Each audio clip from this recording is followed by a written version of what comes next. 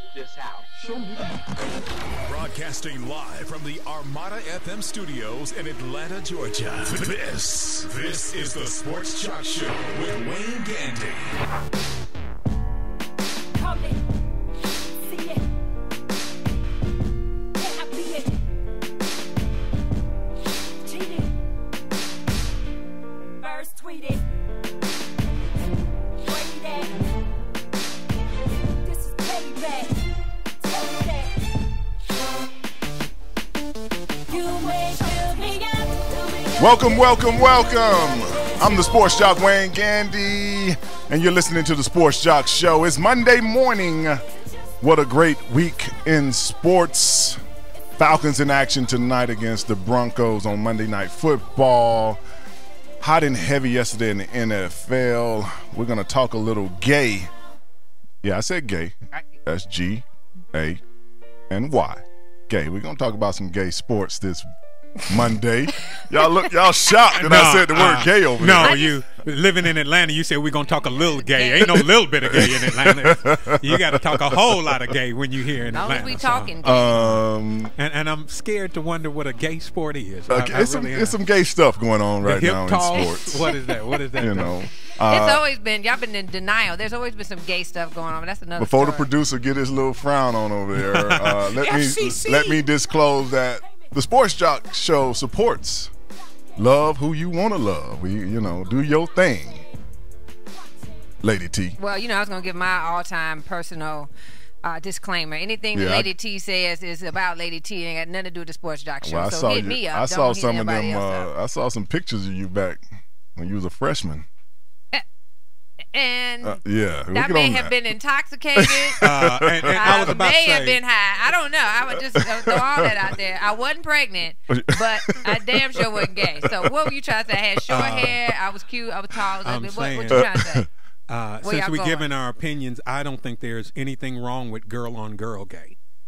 I think that is perfectly fine. It seems like human nature. Yeah, you cannot be male natural. chauvinistically. It seems very natural. Listen. And while I'm saying that, unless you're going to kiss a female right now, Lady T, you shouldn't even participate. Because you got to imagine, to a man, girl-on-girl gay is like you get comfortable. Like you start. Yeah. Like what? I'm not getting ready to have this conversation with them. I mean, is the they do it on show. They do it on video shows. I'm not going to talk about this. Women kiss all the time. Yeah. It's natural. I was never mad at Ellen. It didn't matter. Yeah, okay. Every but female you also listener is not trying to get in bed with Ellen. Now I don't care what other girl. If Pasha is there, if Pasha, hey, you just push Ellen to the side. I'll try to convert Ellen. All our female, I'm not against trying to convert people.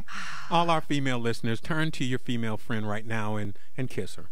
Because I think that would make the world a better place for you and me. Thank you. Well, I had to talk about this because this past Friday I started a show on CBS, a college review preview show on CBS, and I must confess I found myself at the Mac counter Friday buying a compact. Yeah, it was as it was. You gonna have to filter some of this for me, brother. I don't know you that way. Well, I'm gonna confess some things. Okay, today. look, some of the confession ought to be done in a booth with a priest. You understand? We don't all have to know that. Why did you not take me? Why was I not privy to this outing to the Mac counter? No, I went real early. Like I was there at 9:57, waiting on. I saw the lady turn the key at Nordstrom's to open the door. Thank you I for snuck not in. including me. I had on all black. I had a black shoe because it's a slimming color. You want it to look really nice when you got there. And that's kind of I act like I was looking at the shoes and kind of like just kind of slow walked over and then just kind of drifted over into the Mac counter like, hey, I'm looking for something for my skin. They said for shine. I don't know what I'm looking for. And she found me a color, which always helps. Mocha. And she kept trying to get you to be comfortable with with yourself. It's okay. I understand. Just be who you are. Yeah, so that's how I was feeling. I hadn't felt that uncomfortable since the lady took my temperature through my butt when I was in college. But that's another story. That was another story. I had cramped up. back in them days, you know, they had to check your temperature. They open your cheeks. And I never but we'll talk about that on another I never show. thought I would say this on air, but I'm actually on the good producer side with this one. I really am. I'm actually on the good producer side with this one. I think that maybe, wow, I know more about you than I should. Right. Well, I started off, just so you know, Lady T, Big Kenny, I had the oil. So I started off with the. Whoa! Is this still the temperature story? No. Okay, this is back to the back camera. Oh, okay. You got to do the transition in these segments, man. This is Give the us first a segue. time y'all have literally got me speechless. So I started off with the oil, and then the only thing that really made me feel funny was when about 30 minutes before I went on the air, the good producer, who I just took in support of me. So it was a group thing. He looks over at me and tells me, like, you need to powder your nose. That's not, man. That's not your shade. He told me to powder. It's a little greasy right there. Well, if you went and bought the stuff, you're supposed to use it, Sports Doc. I know you didn't want to bring out that big giant brush and like swipe all around like that, because we got to revisit this. I want to see it. I got me some blots. What do y'all call those blots? Blotting paper. Yeah, I got some blotting paper. I hope you bought a translucent within that mocha. So I don't know anything about no translucent. I did have blotting paper though. Do you know how gay that looked? You and another guy going to buy makeup for you together. We want some makeup for him, but it's for TV. We'll be right back for more of the Sports Jock Show right after this. 888-926-7562, thesportsjoc.com. Couldn't tell me to my face, so these birds tweeted. Had me grieving over gifts that I was great at, convincing me that I was whack. This is payback. More of the Sports Jock Show with Wayne Gandy coming up next. Go Caleb! Come on, hit a homer, Jesse! Let's go, guys! Hey, did you guys know that kids who play sports earn more money when they grow up? Of course. I knew that. Hey, did you guys know that kids who read books have a bigger vocabulary? Oh, yeah, absolutely. Mm-hmm. Wow, Jinx. Did you guys know that friendly children have more friends? Mm-hmm. Oh, yeah, yeah. That's true. I knew that. Did you guys know that winter babies are better at music? Everyone knows that. Oh, yeah? Yeah, it's pretty obvious. Yeah, so yeah. obvious. Oh, hey, guys. Did you know that most people think they're using the right car seat for their kid, but they're not? Huh. I didn't know that. I'm pretty sure I knew that. I'm pretty sure you didn't. Parents who really know it all know for sure that their child is in the right car seat at the right age and size. Visit safercar.gov/the-right-seat to make sure your child is protected. Brought to you by the National Highway Traffic Safety Administration and the Ad Council. The forest is a treasured and magical place. Hello, Bambi. Hello, little prince. Hello. Hello there. But a wildfire can destroy its beauty for a lifetime. It's always wildfire season somewhere in America. Nearly 9 out of 10 wildfires nationwide are caused by the carelessness of humans and could be prevented. But together, we can make a difference. Watch what I can do. Help protect the home of our forest friends. He can call me a flower if he wants to. To find out more, log on to SmokeyBear.com. Only you can prevent wildfires. This message has been brought to you by the U.S. Forest Service, the National Association of State Foresters, and the Ad Council. Come on! You could do it! And now, back to the Sports Jock, Wayne Gandy.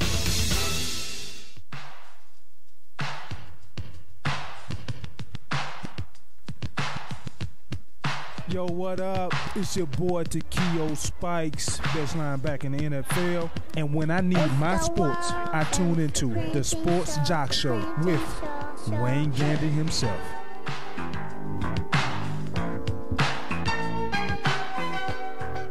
Welcome back to the Sports Jock Show. I'm the Sports Jock Wayne Gandy. A story that has been flying under the radar, and it is under the radar mainly because because you don't want anybody to know about it. She's powdering his nose. For all of you, tune in and see it live on Ustream. That's not Mac. Ooh, he's got a brand now. That ain't Mac, honey. You're right. You better get that back from him. I just wanted to make sure you're right. But I should have got you on the break. If it's not Mac, I don't touch it. Oh, I'm too fancy for that. I gotta upgrade you from Mac though. Whatever. My Kenny, you got some shine? Hey, go on with that. Don't start. I don't care what brand it is. Arena. I just want you to know I got you, Sports Jock. I don't care what brand it is. If there's not a camera crew on the other end, I don't need no makeup on my face. A story that has been flying under the radar, and mainly because of the college that it is at. I really believe if it was at a major college, it would have dominated the news last week. Is the freshman football player out in North Dakota, Jamie Kuntz, 18-year-old freshman, has been kicked off the North Dakota State College football team, small college out in North Dakota, for allegedly being gay in his mind. The story is that Jamie, who was out for the game, was up in the press box filming the game that North Dakota State College was hosting. Doing a break in the action, he kissed his boyfriend in the booth. Wow. Kissing him, he kissed him in the booth? Oh, the booth. In the booth. Okay. Okay. I was about to say, I'd have put him off the team, too. So his son was, his boyfriend was in the booth with him. He reached over doing a break in the action to give him a kiss. One of his teammates saw this action and reported it to the coach. Only thing is Jamie's boyfriend is 65 years old. Stop. Jamie's 18. His boyfriend is 65. His sugar daddy. After the game, the Coach Parsons, confronted Jamie about the whole situation, and Jamie lied and said that the gentleman was his grandfather. That's just how we do it in my house. Subsequently, the coach found out it was not Jamie's grandfather and that it was his boyfriend. What do you think tipped him off? The way he tongue kissed him, maybe? The description of the kiss? Yeah, maybe that was it. The coach dismissed Jamie. Jamie and the coach said his reason for dismissing him was that Jamie lied when he asked him who was the man that he kissed. Jamie claims that it was more that he was gay. That is the story, and as I said when I started this, if this had happened at Georgia or Alabama or something like that, this would have been a big news story. Big news story, but that it's at North Dakota State College. It has flown under the radar. Just to give you the last tidbit of the information, when Jamie got home from being dismissed from the team, he finally told his mom that he was gay. So she didn't know up until that point either. Maybe she thought the old dude was his grandfather. For real. So she's probably like, Jamie, that's really not your trainer? So she said she was kind of hurt at first, but she does support her son. Probably not as hurt as Jamie. No. And it saddens her that the guy is 65 and would date her 18-year-old son. To complicate this story even more, and I know it sounds like I'm long-winded, and I'm going to let you two chime in. I just got to get you all the facts. I want to hear them all. Jamie met the 65-year-old gentleman online. How surprising. I would have never guessed that a 65-year-old gay guy would have found an 18-year-old college football player other than someplace online. Other than there. I mean, what about the geezers and gay college student mixer that they have every year? They didn't meet there. You know what I'm saying? Classic. How do you not meet your elderly love?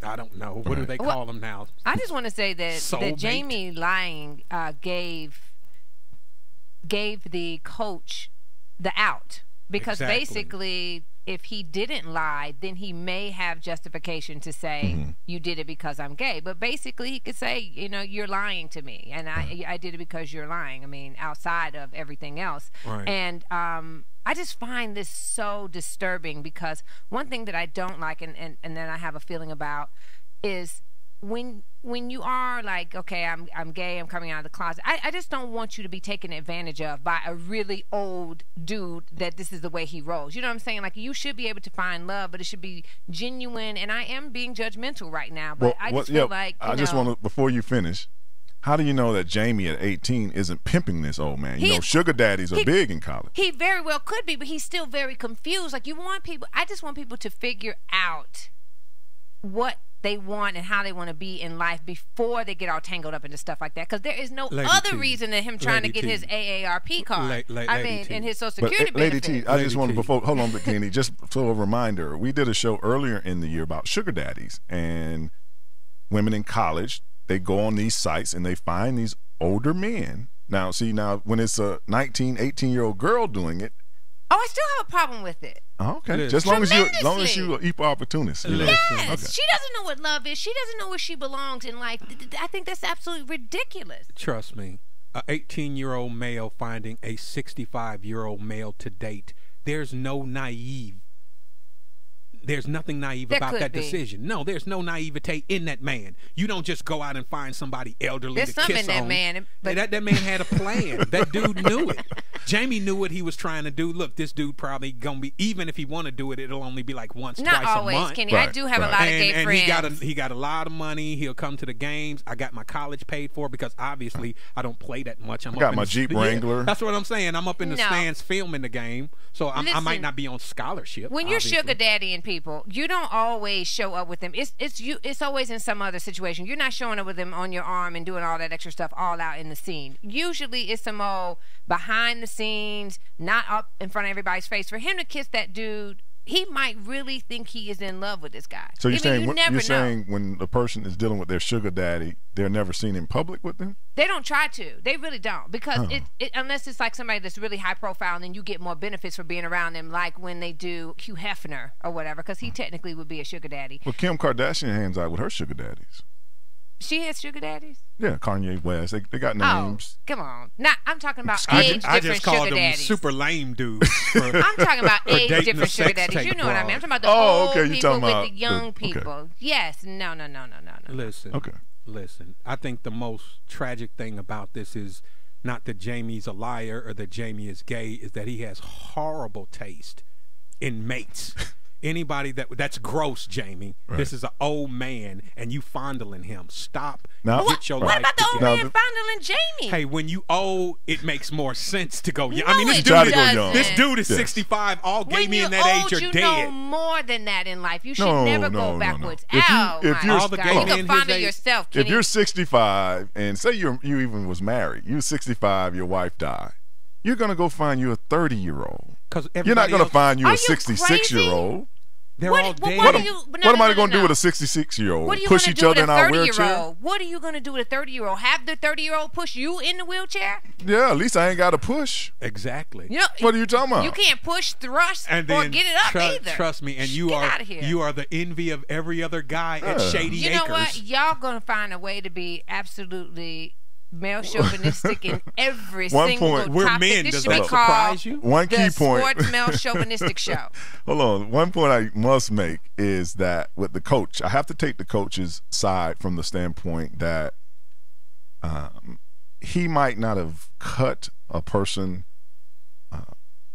for it being man on man, but I know in college that if a guy did something like run to the stands and kiss his girlfriend, anything where the coach doesn't feel like you're paying attention to the game, regardless of whether you're actually playing, any kind of way that the game's going on and you're at the field, you can't just go and do what you want to do during the game, because those are the rules. So when Jamie comes and say, well, this is wrong. Well, it's wrong for any of us, whether you're heterosexual or gay. Wait now. No, he's in a wheelchair and on a walker. He can't very well get over to Jamie. No, I didn't. Hold on. First of all, I did not say this man was. I didn't say he was disabled. I said he was 65. You got your paraplegic old sugar daddy there. I mean, you have got to be. You Steve have to be the one that got to go to that. Hold on, Steve Spurrier is like 66 years old. Right, and Sports Jock in the rules and regulations department. Remember that coach from Arkansas that had his young mistress on his motorcycle and crashed, got released from his job not because he was an old dude with a younger person and was committing infidelity and all of that, because he lied about it. Now the standard is the standard for everybody. If you lie, I was only joking. This is all about accountability. Correct. Jamie lied and he's got bad taste in men. Get him off the team. He was just trying to get. No, I was trying to just give you some people like Mike Krzyzewski, Steve Spurrier. These men are up, moving about now. Jerry Sandusky. So don't just don't think of old and think they just on a walker. When my husband's on the court, he can't. The most he can do is like wink his eye or tap his head. Like you just he can't show me any affection. Like tap his head. How are you? He can't even do it. I get it. Well, Jamie, says Jamie has left the college. He said he's going to transfer somewhere else. He wants to play football. San Francisco State. I'm quite sure we'll hear more about this story. We'll be back with more of the Sports Jock Show right after this. No, you didn't go there. Yeah, I did.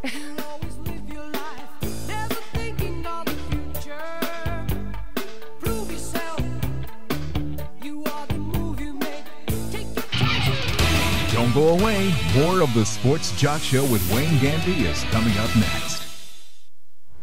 Psst. Hey, over here. What? Right here, on the side of the house. Who said that? Look down.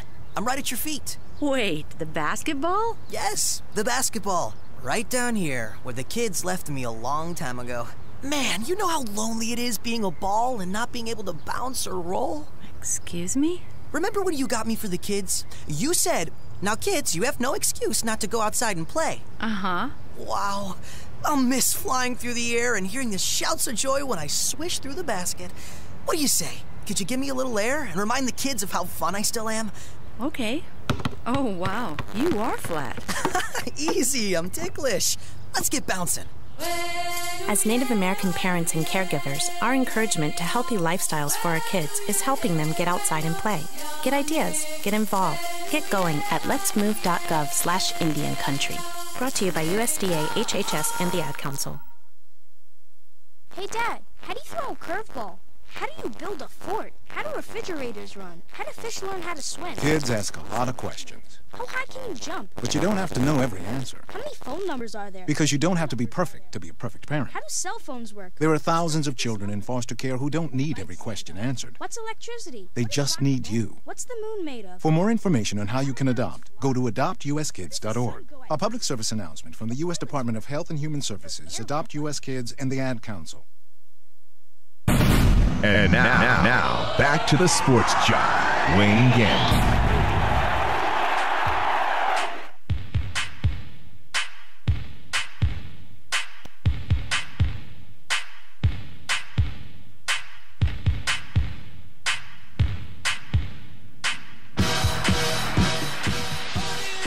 Welcome back to the Sports Jock Show. I'm the Sports Jock, Wayne Gandy.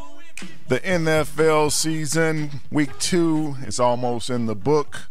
Tonight here in Atlanta, the Falcons are taking on the Broncos. But before we talk about tonight's action and yesterday's action, we wanted to touch on the replacement refs. 2 weeks that they have been in official games.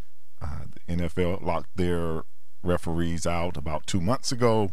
The replacement refs did the preseason, and now they've done 2 weeks of the regular season. There's still no word if the regular refs will make it back this season or not after 2 weeks. There's been a lot of controversy, good and bad, on how people feel about the replacements refs. I know this weekend, one of the side judges in the Saints game, he was replaced because they said they found some pictures of him on Facebook in a Saint tailgate back in the day, which made me think Brian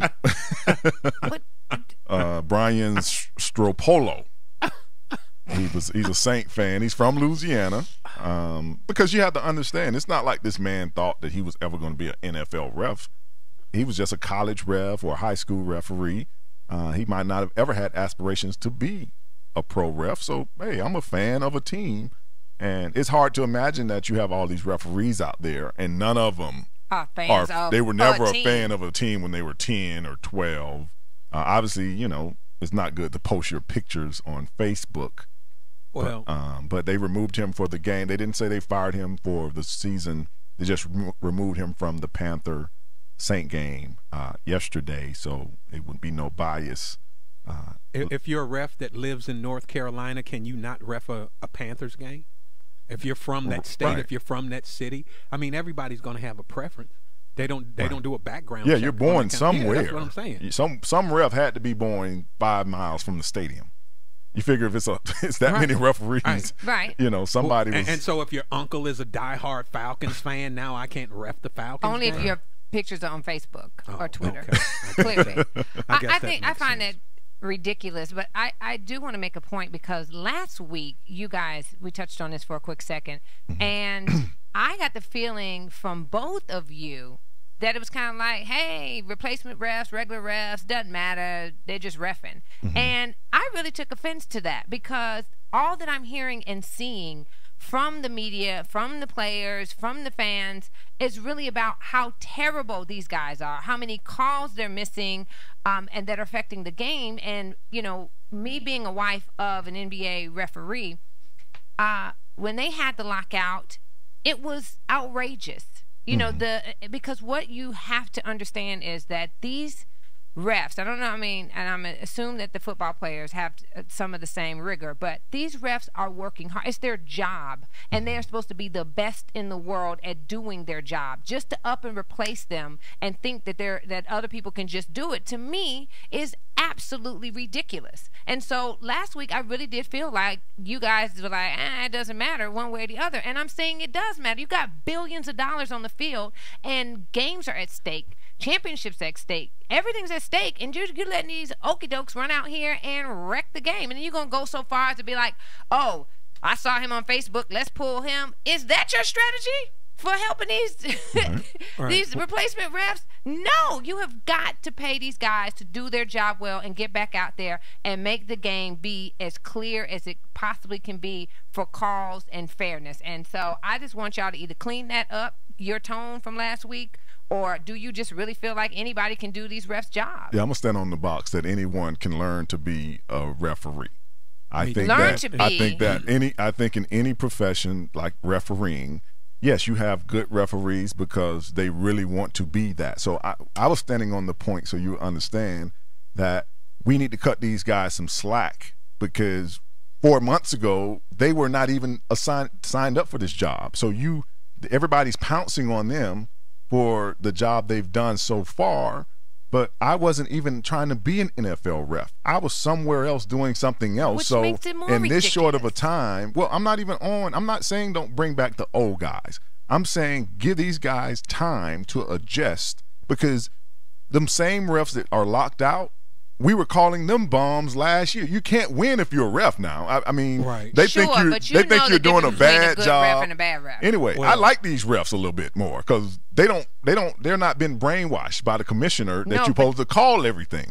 But they also have not had enough experience within games to know what to call, when to call, what to look for, what to see. They call it on-the-job training. Who they are, right. But the whole thing about the on-the-job training is that it happens way before you actually get that top job honor. Is what I'm saying. And so just to give you a perfect example, my husband's best friend was in the NBA program a while back, and he didn't get picked up to be an NBA ref. But when the lockout came, he ran his little butt up like, oh, I was in the game, I was in the program for a minute, I could get right back in. He got out there, he was like, man, I don't know what's going. He pulled his muscle. He wasn't even physically ready. He snapped his calf trying to run up and down that court, just not anticipating the athletic rigor, the mental, everything you have to pay attention to. And I'm just saying, don't assume that anybody can walk up and do it fast or slow, because it's not an easy job. My problem is not with the replacement refs, it's with the NFL. They have all kinds of reviews and challenges for when people miss calls or when there's a question about a call. I saw several games this week where there were obviously missed calls and they just let the game go on because they didn't want to slow down the pace of the game. That missed call could be the difference between a win and a loss for these people. But Kenny, they and I think if you're at going a call. and that's what I'm saying. If you're going to put people in that need help, then give them the assistance that they need. They'll never make a better call if you let them get away with the garbage call. They looked at the call on the replay and still got the call wrong. Now that's it. Get the Well, they have dog regular refs back. That's it. They have a referee official that makes these calls for them. The only thing I know is in any sport, you can make a call on every play. So it's always subjective to what you want to call. Flag. I like this game. I like these first 2 weeks of game because they actually let these boys and let the players determine and not the referee. That's when it becomes an issue to me, when the referee is out there making all the calls that are swinging the game. Play football, man up. So I horse collar you. Hey, man up. Flag on play on Kenny. Man up. They making the game too soft anyway. 5-yard penalty. You offsides. I'm offside. You offsides right now. I'm getting all my calls together. I'm gonna start making calls. So We'll y'all be can back understand. after this. Y'all act out. I got you.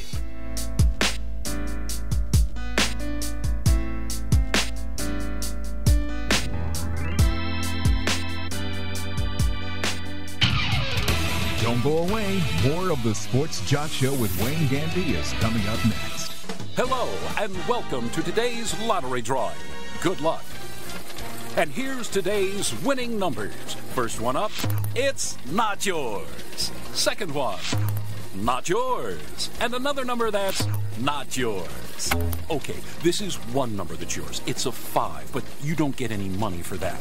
And the final number is not yours. Yep, so chances are you're not going to hit the lottery anytime soon. Don't get us wrong, the lottery can be fun every now and then. Just please don't rely on it for your future savings. How about this? Brew your own coffee at home instead of buying that latte every day. Brown bag it to work instead of ordering in. Ride your bike instead of buying all that gas. These changes alone can save you thousands a year. Thousands. Small changes today, big bucks tomorrow. Feed that piggy bank. Go to feedthepig.org for more free ideas on how to save. Feedthepig.org. This message brought to you by the American Institute of Certified Public Accountants and the Ad Council. Psst. Hey, over here. What? Right here, on the side of the house. Who said that? Look down. I'm right at your feet. Wait, the basketball? Yes, the basketball. Right down here, where the kids left me a long time ago. Man, you know how lonely it is being a ball and not being able to bounce or roll? Excuse me? Remember when you got me for the kids? You said, now kids, you have no excuse not to go outside and play. Uh-huh. Wow. I'll miss flying through the air and hearing the shouts of joy when I swish through the basket. What do you say? Could you give me a little air and remind the kids of how fun I still am? Okay. Oh, wow. You are flat. Easy, I'm ticklish. Let's get bouncing. As Native American parents and caregivers, our encouragement to healthy lifestyles for our kids is helping them get outside and play. Get ideas, get involved, get going at letsmove.gov/Indian Country. Brought to you by USDA, HHS, and the Ad Council. And now, back to the Sports Jock, Wayne Gandy. This will never be the same. I'm glad you came.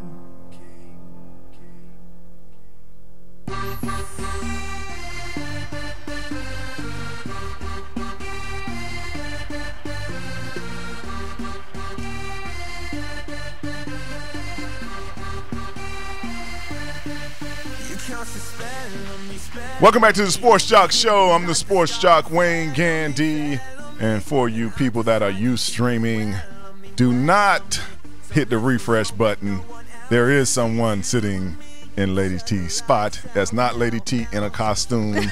They are about the same shade of skin color. I was about to say, I don't know how you can tell the difference beside the hair. So. Come on, I'm a little lighter, okay? We'd like to welcome Ms. C.J. Simpson to our set. Hey, good morning. Good morning to you. Before I talk about the NFL, I must finish up our last segment with Lady T and the refs. The one thing I would like to see is these leagues invest in some younger NFL referees, because you have to look at the game and understand in basketball, age is not so much because there's a short amount of space.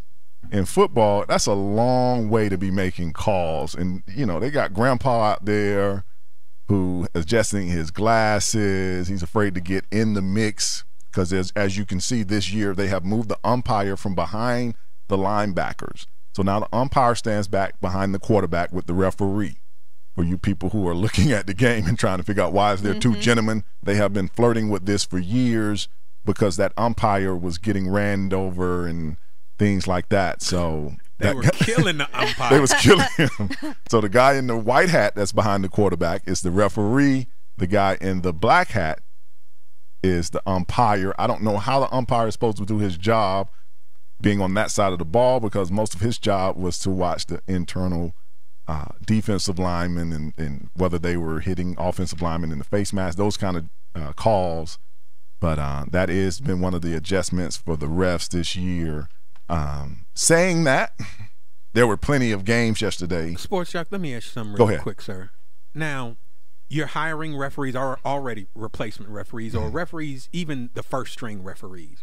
They don't do any kind of vision test, any kind of strength and conditioning test. I mean, what happens when the dude's trying to keep up with a 50-yard pass and has a heart attack trying to run down the field? I mean, I'm absolutely sure they have those tests. You got 1320 vision and you trying to go, his foot was on the line. Right. They don't do any tests like that for referees? Yeah, they have vision tests and they make them run a certain, I think they have to run a certain mile and a half in a certain amount of time. Absolutely. They have requirements just like, they have like a mini referee combine, Right. Like they and would, these are the best dudes they could find?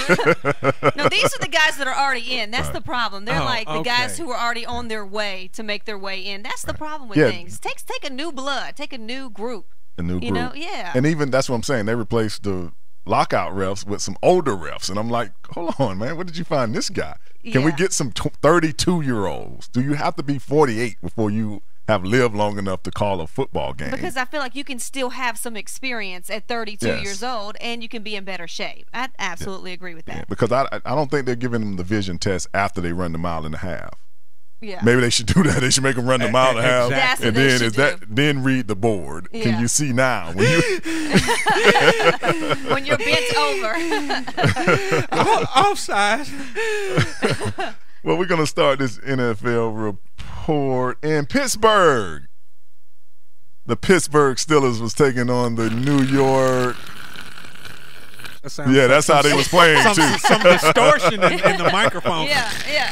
The Steelers were taking on the Jets yesterday afternoon. Steelers prevailing 27-10. You just had to say that, right? For many of you who watch the game or even watch the show, you know that one of our co-hosts is a Jets fan. Boo. I'm going to take my medicine like a man today. Big Kenny, since this is your team, I'm going to start with you. What happened to that Jet defense that everybody used to talk about? They didn't show up. Really? I mean, let's just be obvious. Let's state the obvious. They did not show up. Right. They did not do what they were supposed to do. I think the Jets had a good game last week and came in smelling themselves, as my grandmother would say, this week. And they thought it was going to be something that they could just kind of, Polamalu was out. They thought, okay, we're going to get in here and it's going to be an offensive win. But Pittsburgh came to play. And then, anytime Pittsburgh is at home, man, that's always going to be a tough week. Yeah, it's always tough in Pittsburgh. Polamalu's out, who I think is kind of on his last little leg. I'll be very surprised if the Steelers even bring him back next year because it's been about 3 years since he's even made a complete season. Right. Yeah. He is injured. He needs to just go ahead and retire. Yeah, and I always told people the way he played, it was going to be a great short career because when you go like he was going, especially those first 5 years, wide open, I'm going to jump over 9 people, roll, flip, and then bat the ball down. That's a beating on your body. It is a beating. On top of a beating on your body you're already going to get in football. And so I think that it'll be surprising if they bring him back, but it was good to see the Steelers running the ball. Ben has some speed at receiver, and I think that's what really did the Jets in. The most fascinating part of the game was Tim Tebow on punt coverage. I mean, Yeah, is Wildcat this really? Jesus. Wildcat Jesus. They put Wildcat Jesus everywhere. He was covering punts though. Hey, Wildcat Jesus. Like they put him said, everywhere. Jesus is everywhere, They put people, him- and he can save ball games. Wildcat Jesus. They're using him on special teams. I saw him squirting some Gatorade in the dude's mouth. He called a couple defensive schemes from the booth. He is Wildcat Jesus, and when they need him, he is there. They pray to him. Well, CJ, let me ask you this: why would the Jets let the media carry that whole offseason quarterback battle thing? Mm-hmm.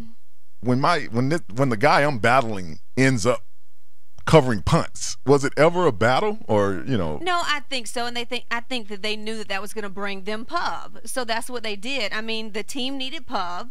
The team, once they brought Tebow, they knew it was going to be a mess. They knew it was going to be a huge ordeal for him to be leaving Denver. And, so I feel like that they ran with it. They ran with what was going to make the Jets a bigger name. So why not? Yeah, I mean, because Reby Jackson ain't never been talented, but they always cover her. Always throw her. We always knew Mike was the story, Right. but Reby would get that coverage. True story. That is true. Well, we're going to go to break. We're going to talk about the Bears and the Packers and people's reaction to all this Thursday night football so quickly. A lot of people are not happy about that. And Tony Romo. I mean, I can't really say what I really want to say after Tony, but Tony Romo. Tony Nomo. We'll be right back with more of the Sports Talk Show. Today's a new day. Where are my blue skies? Where is the love and the joy? More of the Sports Jock Show with Wayne Gandy coming up next. I'm Ed Smart, father of a child who was abducted. I'm John Walsh. Like Ed, I also know the terror of having a child who was kidnapped. But now we have wonderful technology to aid in this battle. It's called the Amber Alert. It's an early notification system to the public when every second counts. Amber Alert is a partnership. We want to thank you, the public, broadcasters, transportation, and law enforcement. Amber Alert really works. This moment of uncontrollable laughter was made possible by a 32-year-old man with little to no coordination attempting to execute a simple cartwheel. His name is Sergeant Warner, but young James, our laughing friend here, simply calls him Dad. The smallest moments can have the biggest impact on a child's life. Take time to be a dad today. Call 877-4DAD-411 or visit fatherhood.gov. Brought to you by the U.S. Department of Health and Human Services and the Ad Council. Hi, we're talking to real smokers about quitting. Tell me when you smoke and why you smoke. Eat, cigarette, kids, cigarette, dinner, another cigarette. One on my way to lunch, one after lunch. And another cigarette, and another cigarette. Have you tried to quit? Yes. I become angry. It ain't that easy. You can't just quit cold turkey. I tried. What would you do different? Actually having a plan and thinking it through. You have to relearn how to live your life without a cigarette in your hand. With the right plan, you can quit smoking. Free at becomeanx.org. X, a new way to think about quitting. Brought to you by X and the Ad Council. Look around you. 1 in 4 kids in the U.S. faces hunger. It's not always easy to see the signs, but in this land of plenty, there are kids who don't know where they'll get their next meal. Join Share Our Strength and take the pledge to end childhood hunger here in America by 2015. Learn how at NoKidHungry.org. Their next meal could come from you. And now back to the Sports Jock, Wayne Gandy.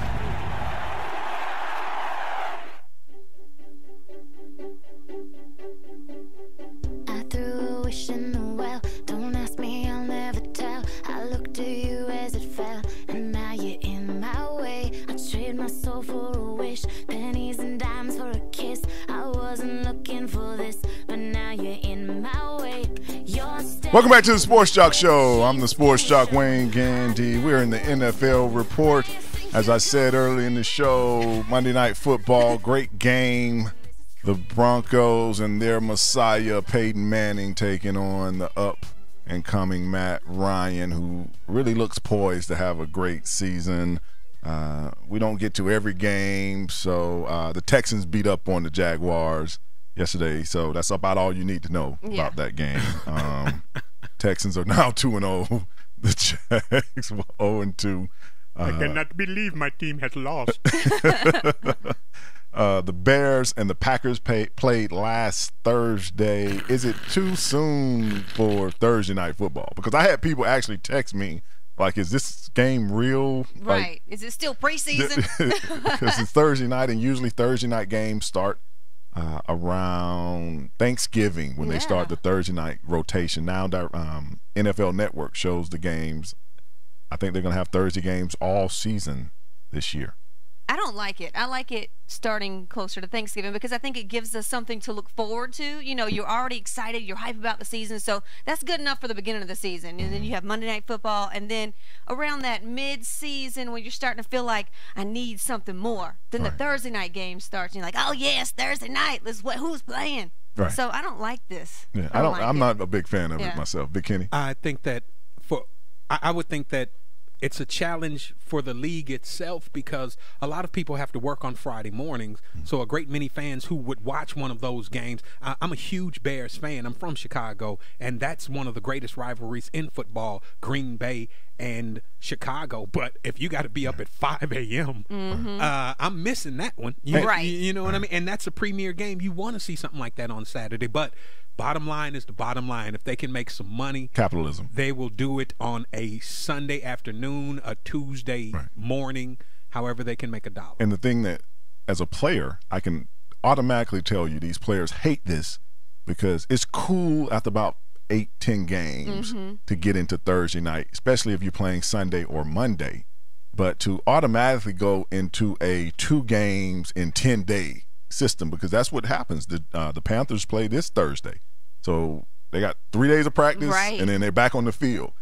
We're not even in that kind of shape yet. I don't think that would have helped your Bears. No, at all. And I'm about to go out and get me a little run in because that O-line, I'm thinking I can do that.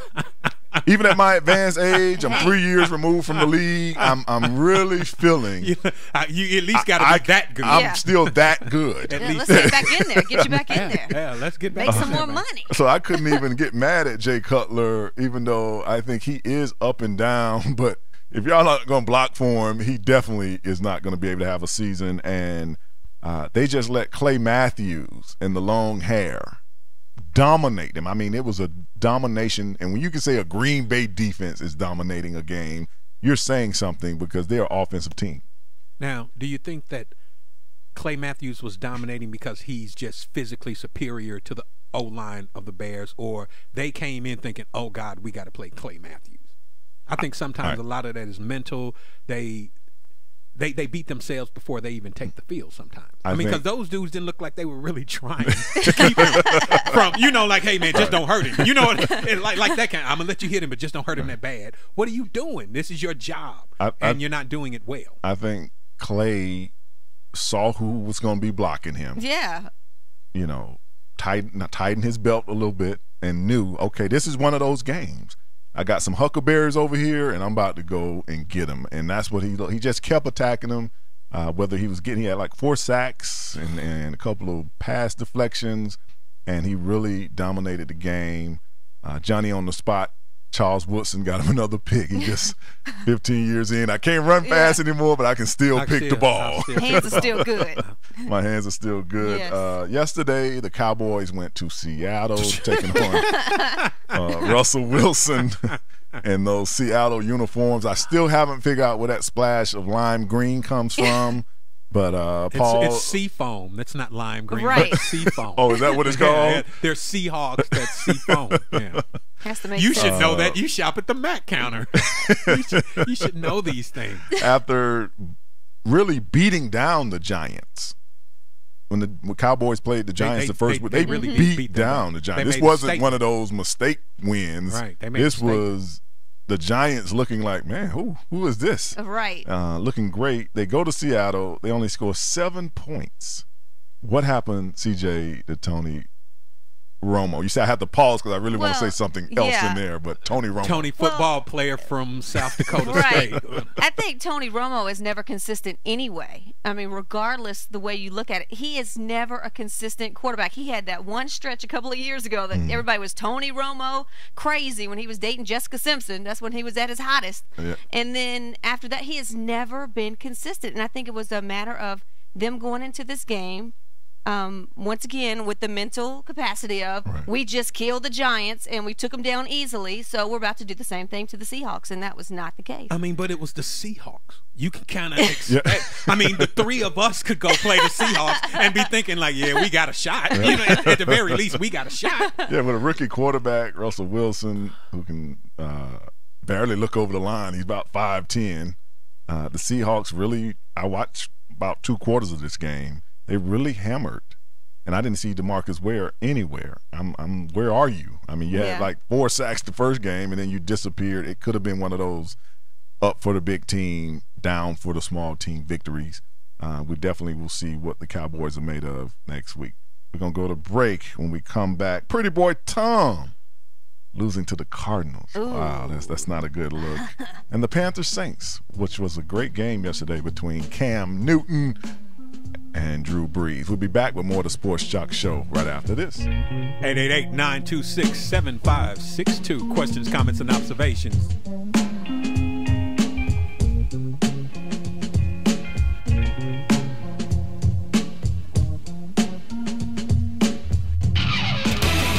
More of the Sports Jock Show with Wayne Gandy coming up next.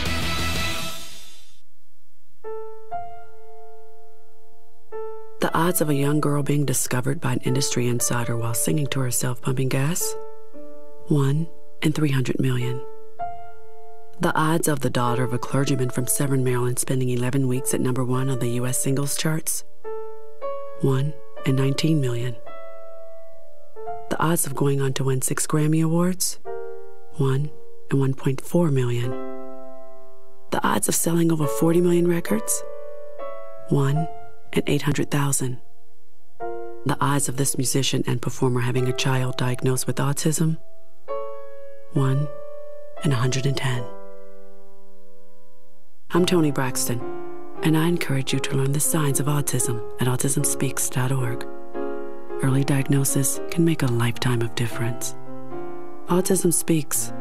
It's time to listen. Brought to you by Autism Speaks and the Ad Council.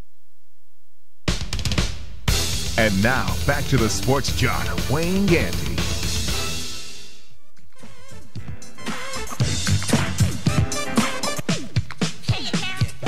Mirror, mirror on the wall, tell me, mirror, what is wrong? Can it be my daylight clothes, or is it just my daylight song? Welcome back to the Sports Jock Show. I'm the Sports Jock, Wayne Gandy. The Buffalo Bills beating up the Chiefs yesterday. Coach Chan Gailey must have heard my show last week. He only let Fitzpatrick throw 19 times. So you always got a chance there, Chan. Don't let him throw the ball. Do something else. Run the ball, roll it on the ground, but do not let your bomb quarterback throw the ball. That's you have a chance to win. I mean, he only threw 19 times. Buffalo scored 35 points. That's a shame. When you have a quarterback that you feel like you can only allow throw 19, that means go get another quarterback, sir. Oh, yeah, that's what I've been trying to do that. Jeez. We were trying to figure out why Vince Young must be real terrible if he can't beat Fitzpatrick out. Something's really wrong. Fitzpatrick is such a bum that he lives under a bridge. Literally, he has a residence under a bridge in Buffalo. He's a real bum during the week, and they just let him play on the weekend. The Giants taking on the Bucks, which was a great game. I did pick the Bucks to win this game, and they definitely were trying. At one point, they were up like 14 points on the Giants, but like the old adage says, you got to beat the champ. Giants winning 41-34. Eli Manning throwing for 500 yards. I guess he wanted to let Peyton know this is my league. Now, I know you back. Pressure's on tomorrow night, brother. Hey, some of that construction clay in Peyton's neck, Eli put in his arm this weekend. 500 yards. 500 yards. He threw for 250 yards in the fourth quarter. Because the first half, he threw like 3 interceptions. So that's why I'm saying you can tell his maturity, because early in his career, it would just kept going. The snowball would have kept going. He stopped it, was able to go back out, pull up some points. Great game. Josh Freeman throwing the ball to Vincent Jackson at the end of the game doing the victory formation. And for you out here that don't know what victory formation means, it means that the team has the ball. They're trying to run the clock out. Mm-hmm. They kneel down. The quarterback takes a snap. He just kneels down, and the time runs. Well, the Bears, not the Bears, the Bucs, they go out and during the victory, they come off the ball. Usually because you go up to the line as an offensive lineman and say, hey, man, victory, victory. And everybody just says, cool. That's not what the Bucs did. And our man Tom Coughlin took offense to the Buccaneer defense coming off the ball. He thought they were going to hurt Eli. Vic Kenny, CJ, should you be mad at the head coach of the Bucs? Or he says football is football, play to the whistle. Or is this just really a bum move by a new coach to the league? I feel like it was a bum move. I feel like you should, if you know you're not going to win the game, you're not going to get the ball back, and they're just trying to run the clock out. Come on, dude. Like, don't try to hurt anybody. You know that this is what's happened in this game for years. Don't do that. Especially after such a great game. Yes, it was just rude. Now, you could call it a bum move, but protect yourself at all times. That's the nature of the game. These dudes are paid to come across the line and smack me in the mouth. Now, the fact that they are losing when they thought they were going to win maybe makes them want to smack me in the mouth that much harder. Right. So, guys that are up on the O-line, stay vigilant. You know what I mean? Because don't just take for granted that these guys are going to take it easy on me. Yeah, don't relax at any time. Things happen. Protect yourself at all time. I went out there and done what I had to do. There it is. I done what I had to do. There was a Reggie Bush sighting down in Miami. Somebody found him. I don't know where they found him at. At Kim Kardashian's house. We found Bin Laden. Somebody found Reggie Bush running for like 175 yards. Against the Raiders. Ryan Tannehill showed some promise. And like I say, when you get a rookie quarterback on the field, you have to find him a run game. Mm-hmm. You can't take a rookie quarterback out there and think he's supposed to throw the ball 45 times. He can't adjust to the speed of the game like that. Getting Reggie running makes the Dolphins a different team, and I'm just glad to see Reggie every once in a while. It's good to remember, okay. What has happened to him? What happened to this dude? They took his Heisman. Kim took his pride. Yeah. He got a Kim Ray J, excuse me. Ray J took his pride. A long time ago. And then passed it on to Kanye, then passed it on to Chris Humphries. His pride is going around the league. The Bengals beat the Browns yesterday. The Browns putting up much more of an effort this week. Bengals beating them 34-27. Trent Richardson scored, had a big game, over 100 yards rushing. Their running back, who was injured in the preseason. Wheaton even completed a couple passes, but Andy Dalton and the boys continued to light up the scoreboard, scoring 34 points. In another huge game, the Saints took on the Panthers. Mm-hmm. And this was a great game.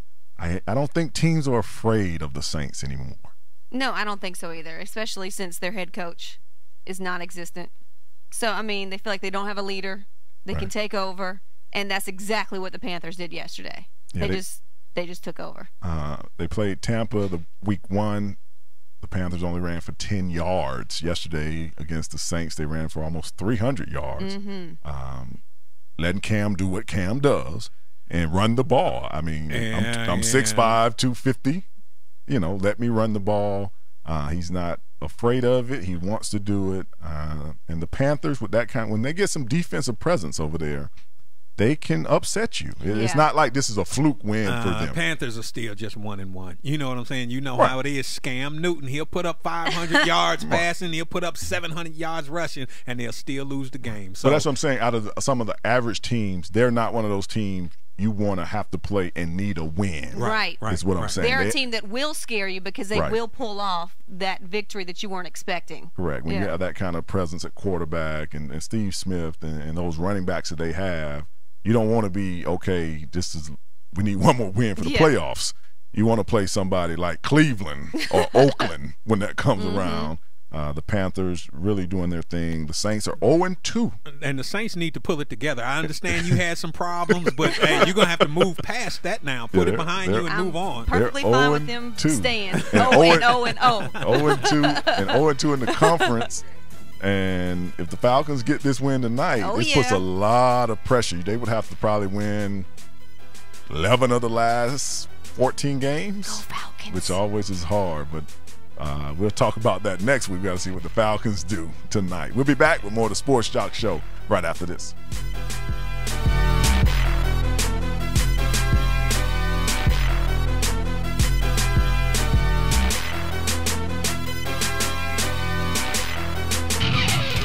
Don't go away. More of the Sports Jock Show with Wayne Gandy is coming up next. Everybody, let's go, let's go. Ho, ho, ho. Welcome, everyone, to West High School Spring Fling. Hey, where we at? All right, I've gone through all the tracks. Just move through the beats. Do your thing. All right, everyone, let's hear it for West High's own Brooke Turner, a.k.a. DJ Hook. Scratching up my first school dance takes confidence. So we're getting into college. I've got what it takes. Okay, I went through the practice sessions. I slept good. I feel good. We will now begin the test. Please take out your pencils. I got this. We're all good at something. Maybe it's breakdancing or skateboarding or video games. Whatever you're good at, you had the skills to make it happen. And those same skills will help us get to college.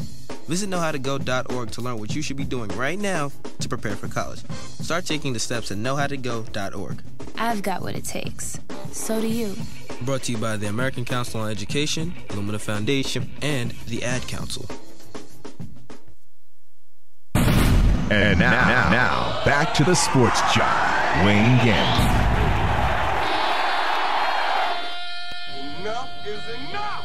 I have had it. Why so serious? And we hold the world ransom for Wayne Gandy. Excuse me while I whip this out. Show me. Live from the Armada FM studios in Atlanta, Georgia, this is the Sports Jock Show with Wayne Gandy.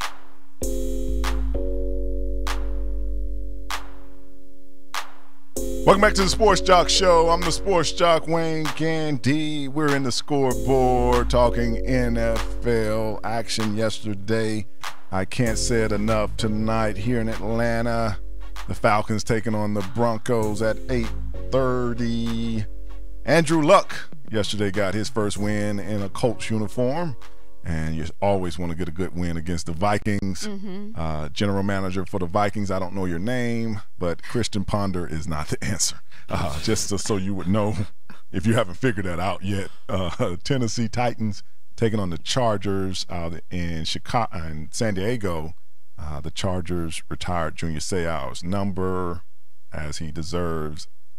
As you know, Junior Seau committed suicide in the spring, which was a sad story for the Chargers. But the Chargers went out, beat up on the Titans. We might need to put Jake Locker in the same category with Fitzpatrick, too. I mean, they playing hand-to-hand. He hasn't done anything out there in Tennessee as they thought. And what happened to the running back? What's the running back name that used to run for the Titans, ran for all them yards? Chris Johnson. Oh, yeah. He just disappeared. Where's Chris Johnson? Is he kidnapped? Did they kidnap him in Libya? I don't know. What is he doing? He's mighty quiet. We all are mystified. Yeah. Does he still play? And when you said his name, I was like, he did used to play for the Titans, didn't he? What happened to that dude? I don't know. Because they gave him like a really big new deal and all of that. They gave him a whole lot of money. And he probably somewhere spending that money. Maybe he on vacation. Already did, yeah.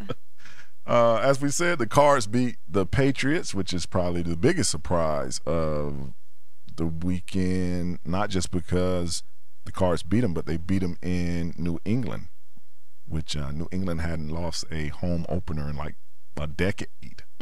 So to lose to the Cardinals in New England is a huge deal. Another big game yesterday, the Ravens and the Tweety Birds. I almost said the Eagles. Tweety Birds. I saw you stutter step on that one. The Tweety Birds. The Tweety Birds. But the thing I have to take my hat off. A win is a win. Yeah. They beat the Ravens 24-23 in a great game. Michael Vick still turning the ball over. The Tweety Birds, or the Eagles, still some of you may know, had 4 turnovers yesterday. They had 5 in the first game. Vick is hit and miss. Sometimes he looks like the Michael Vick from 2 years ago.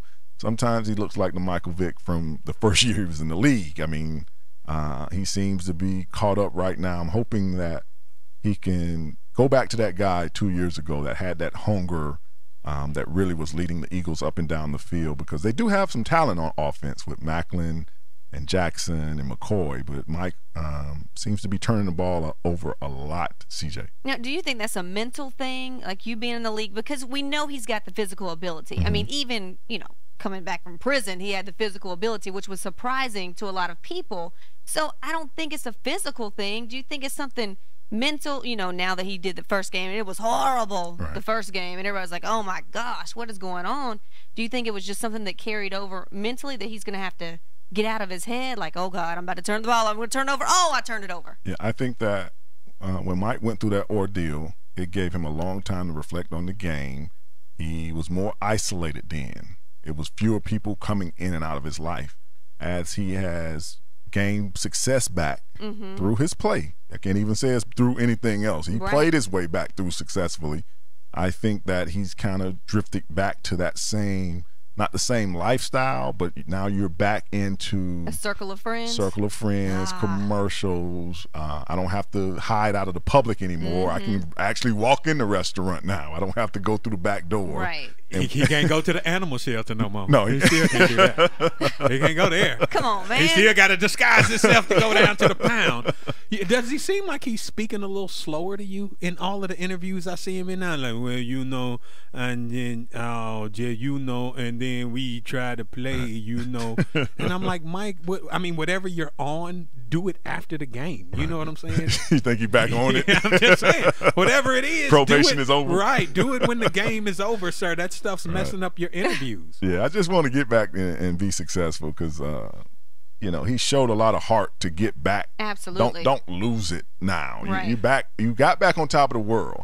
Now be that guy, because we always loved that guy. Now you're going back interception after interception, 2 games, and you've thrown 5 interceptions. Hey, trust me, and 1-point wins won't carry you through a season. No, it won't. That is not going to get you past a lot of these teams. Yeah, and the thing about it, he has to get the ball out of his hand, because he's taking a lot of hits. And I always tell people, you're talking about a guy who physically in his size would walk by you and you wouldn't know that he played football. Absolutely not. He's not imposing with his physique at all. He's, small dude. Yeah, he might be 5'11". He's about 205, but it's a cut up 205, so it looks like it's 180. Right.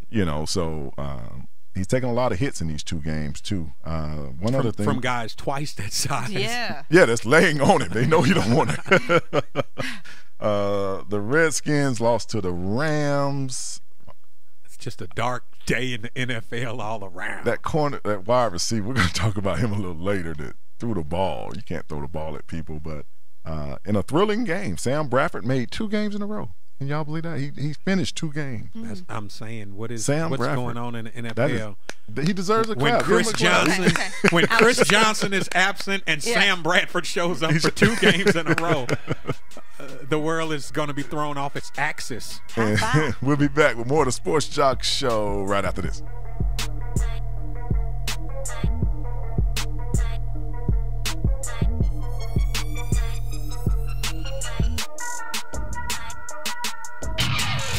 Don't go away. More of the Sports Jock Show with Wayne Gandy is coming up next.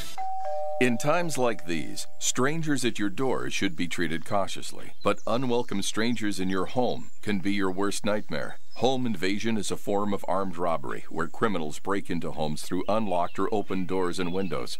They even trick people into opening their doors to confront victims face to face. They can be after money and valuables, threaten personal assault, or take members of the family captive. But you can be proactive against these disturbing attacks.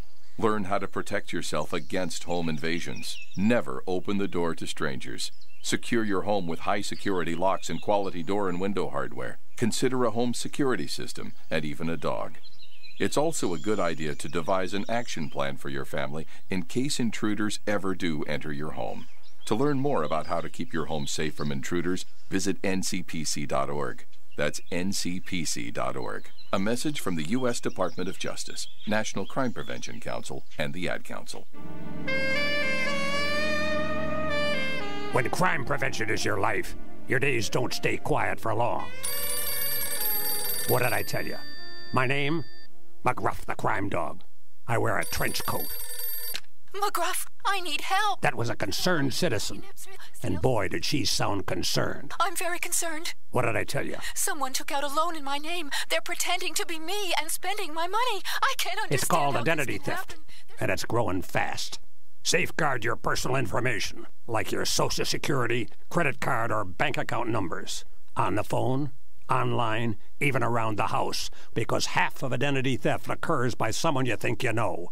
Learn more from the National Crime Prevention Council at ncpc.org.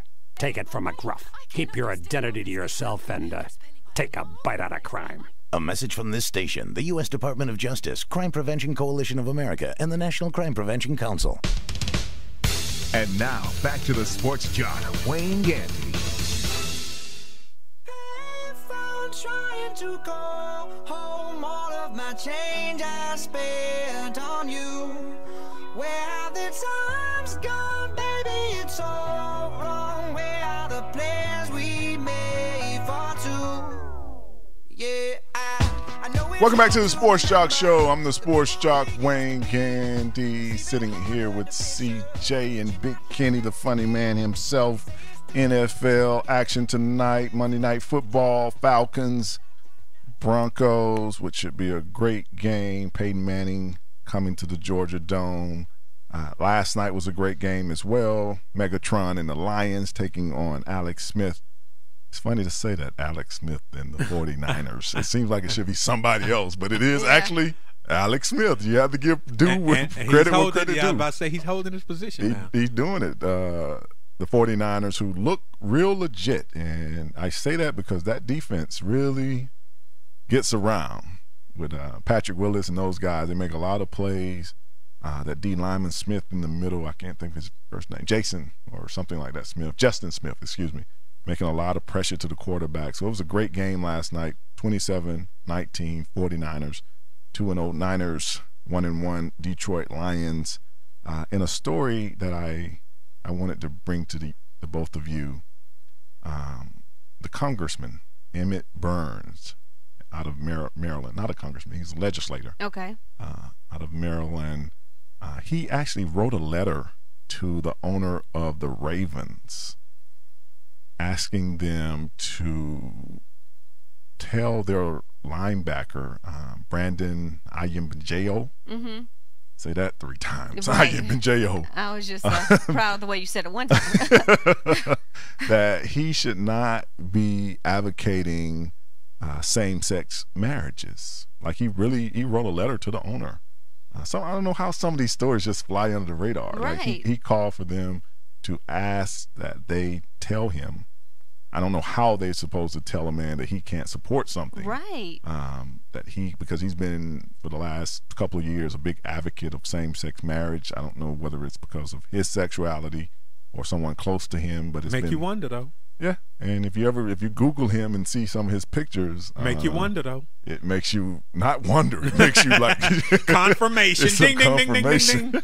Well, regardless, if that's what that man does, or if that's what that man feels, like he's a grown-ass man. Like he can feel the way he wants, as long as he's not supporting drugs and alcohol for kids, or shooting up people or something like that. I mean, how can you tell that man how to feel? And you're a legislator? And I'm amazed that a legislator who generally counts on the vote of the public to put him in office would be alienating a segment of society. Yeah. Not only alienating people who are for same-sex marriage, but now you've probably upset a couple of Ravens fans. Right. Just with that one act alone. So maybe you're not looking to run for higher office. Maybe it's a publicity stunt that didn't go as far as you thought it would go. Well, I think that's a poor choice. The Ravens owner dismissed the whole thing. Emmett Burns has come under scrutiny for doing it, as he should. Absolutely. Because some people put it in the same vein as the Chick-fil-A case. It wasn't so much about whether you are for it or against it, but you do have the right to have your opinion. You can't tell someone which charity they want to try to help or which cause through their actions, as long as their actions are not violent. So it was just interesting to see how some of these stories just fly under the radar. Yeah, because that's the first I heard of that one. Yeah. I think it's interesting, too, that instead of going to that man directly. I mean, I'm sure he has some sort of access to him through social media. He's a legislator, so maybe he's got an assistant who can get to this man's agent. You went to the people that employ him, which is almost one of those I need you to rein your boy back in kind of actions. You know what I mean?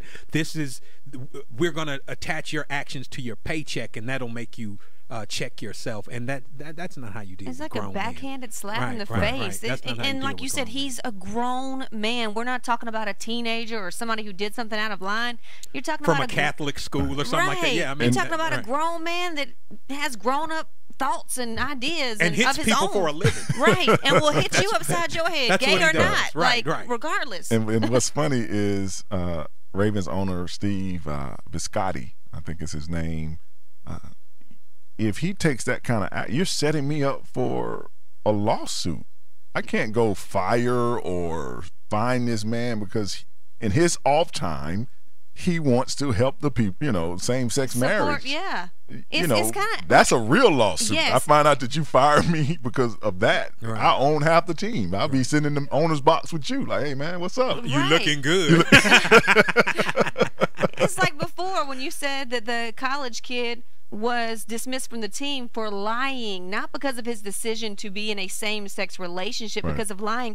This is not grounds. This man is not lying about anything. Even if he is gay, that's not a rule in the NFL. You can't be gay. So, I mean, there are no grounds for this man to go to his employee to say, don't talk about it. Like, come on, dude. Like, and Brandon, he was surprised that a lot of his teammates supported him for fighting this and doing what he's doing, because I think we all feel that way. You don't get to tell people. You can disagree with a person's opinion, but don't tell them they can't have an opinion. I think that is the biggest part of any of that. Just like Dan Cathy with Chick-fil-A, it wasn't whether you agree with him or not. I think everybody came out in support. Like, this man can not want to support you and your campaign for same-sex marriage. And if that would have flown, then it would have been all kind of legislators writing teams like he shouldn't go to the Democratic National Convention. Right. I don't think he should be supporting boxing for females. Just anything that you want to make somebody stop doing, everybody would have had an axe to grind. Yeah, I'm quite sure we will hear more about this story because Emmett Burns Jr. is his name. He's a Maryland legislator. As I said at the beginning of this segment, the Falcons taking on the Broncos. Oh, yeah. Tonight, everybody's excited. It's in the Dome. Peyton Manning is here. I saw him shopping for duct tape early this morning. he was at Home Depot getting that extra strength stuff. I'm going to get some of those Papa John coupons. They're giving $2 million. I'm like, I've been checking my mailbox. Where is the I know we good for about 2-3 of those $2 million. Yeah, I'm saying, Peyton talked him into an extra $1 million. I like that commercial, how he tells him, no, $2 million. Right. But I haven't been to Papa John's this year, so where's my free pizza? I think you got to sign up for something. Yeah. It's always a catch, isn't it? Yeah. To get all those... You got to buy 100 pizzas to get your one free. So. The Broncos bringing Peyton and that offense, but I'm very interested to see our offense against a pretty solid Denver defense. It would be great to see Julio Jones, Roddy White going up against people like a Champ Bailey. I think they're going to be I think Julio Jones is going to be just as effective. I think he's just a really, really good, solid player. I think Roddy, with a little defense, he's going to drop a few, but he's going to catch a few too. So, I think we're going to be effective. Matt, he's going to do what he does. Are you a Matt Ryan fan? Because I heard some hesitation in there. Okay, like people talk about. I'm on the fence. I like the way Michael Vick plays. So when Michael Vick was here, I was like, oh man, like I was on fire because I think when he played here, he played at his best, obviously. But Matt Ryan's a little slower, of course. He gets the job done some of the time. But I have my Falcons colors on, and I'm ready for the game. I think a lot of people sort of underestimate the Falcons. We've got a lot of high-powered offensive weapons. Yes. And I think tonight may be a signature game where we can prove that it's not a fluke. We're not people with potential that we haven't recognized. You bring a Denver and a Peyton Manning into the Dome and we crush them, that says we are ready. And if it doesn't say we're ready, then what will? You know what I mean? And the stage doesn't get any bigger It than does Monday not Night get Football. than Monday Night Football. So if we can win this one, you just go ahead and let it be what it's going to be. The Falcons can be a more than one and done in the playoffs team. Yeah, the Falcons haven't won a Monday night game since like 2004, 2005. So it'd be interesting to see them play tonight. Also, our offensive tackles, Claybo and Sam Baker. Mm-hmm. I think that's a big key to the game too, because we have been giving a lot of pressure up. They do have pass rushers like Dummerville for the Broncos, so Sam is going to have his hands cut out. But I do think, like you're saying, Big Kenny, this offense is ready, is primed. I know we changed offensive coordinator, but we didn't change the Roddy White and Julio Jones scenario. Talent. If we can get the run game going with Michael Turner, I'm not a big Jaquez Rodgers fan yet. He's too jittery for me. Go get the yard. Stop all that bouncing around. Yeah. But we can Do get it too much. We get a good game from the burner. If we can get Julio Jones to call RG3 and tell him to cut his hair, like I did it could work for you too. That would Is be that a commercial thing? Yeah. Hair club for men? That's or what I'm something? saying. I did it. It could work for you too, Yeah, RG3. like it. Go ahead and get a haircut. You saw what it did for me. So Yeah, he had a big game against Kansas City. I know the Falcon fans are looking for that signature game because we have been teased a lot over the last 4 or 5 years with Matt. You know, we 12-4, 11-5. We get in the playoffs, and then we get pummeled by teams. I mean, it's not just we losing the game; we get beat up. And I don't want it to be a Dallas come in, get beat by Seattle type game. I want to see the Peyton Manning we saw last week. Right. Because if he doesn't show up, everybody's going to go, oh, he was old. And if it had been Peyton Manning 3 years ago or before, you know, Right. I Before don't his want any. neck. Right. I You don't wanted to any live of up that. to billing. I want it to live up to billing. And then we still prevail. Exactly. Yeah, that's how I like it too. That's why last week when I was saying Serena, when she was playing Azarenka, I love that it was that kind of match. I don't want to see 6-0, 6-0 in a final. I want to leave as the winner, feeling like I deserve this win. It wasn't one of those fluke wins. I beat you down. I know I'll be watching. Sounds like CJ will be all The in it. Dirty Birds against Peyton and the duct tape neck. That's funny you say you saw him get some duct tape, though.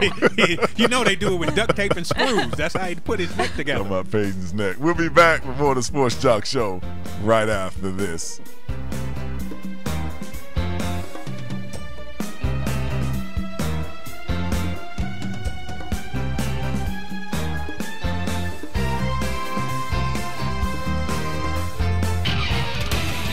More of the Sports Jock Show with Wayne Gandy coming up next. I'm Ed Smart, father of a child who was abducted. I'm John Walsh. Like Ed, I also know the terror of having a child who was kidnapped. But now we have wonderful technology to aid in this battle. It's called the Amber Alert. It's an early notification system to the public when every second counts. Amber Alert is a partnership. We want to thank you, the public, broadcasters, transportation, and law enforcement. Amber Alert really works.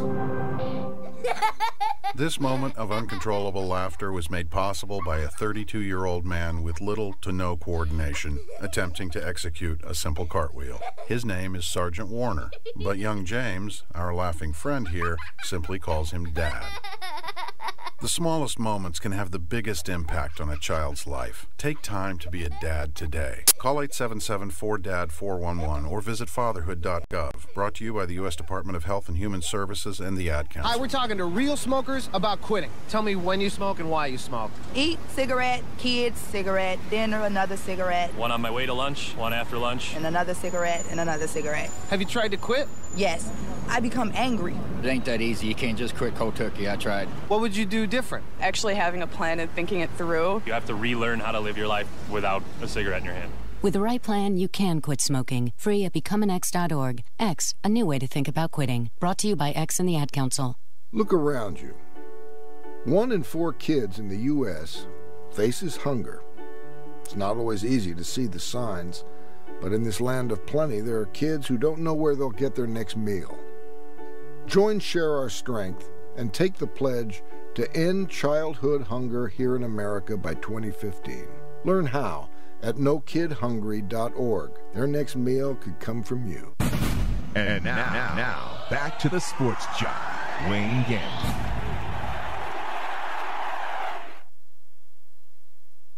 Work hard, play hard, work hard, play hard, work hard, play hard, work hard, play hard.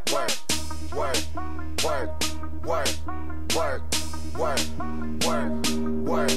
on diamonds all in my ring. Welcome back to the Sports Jock Show. I'm the Sports Jock, Wayne Gandy.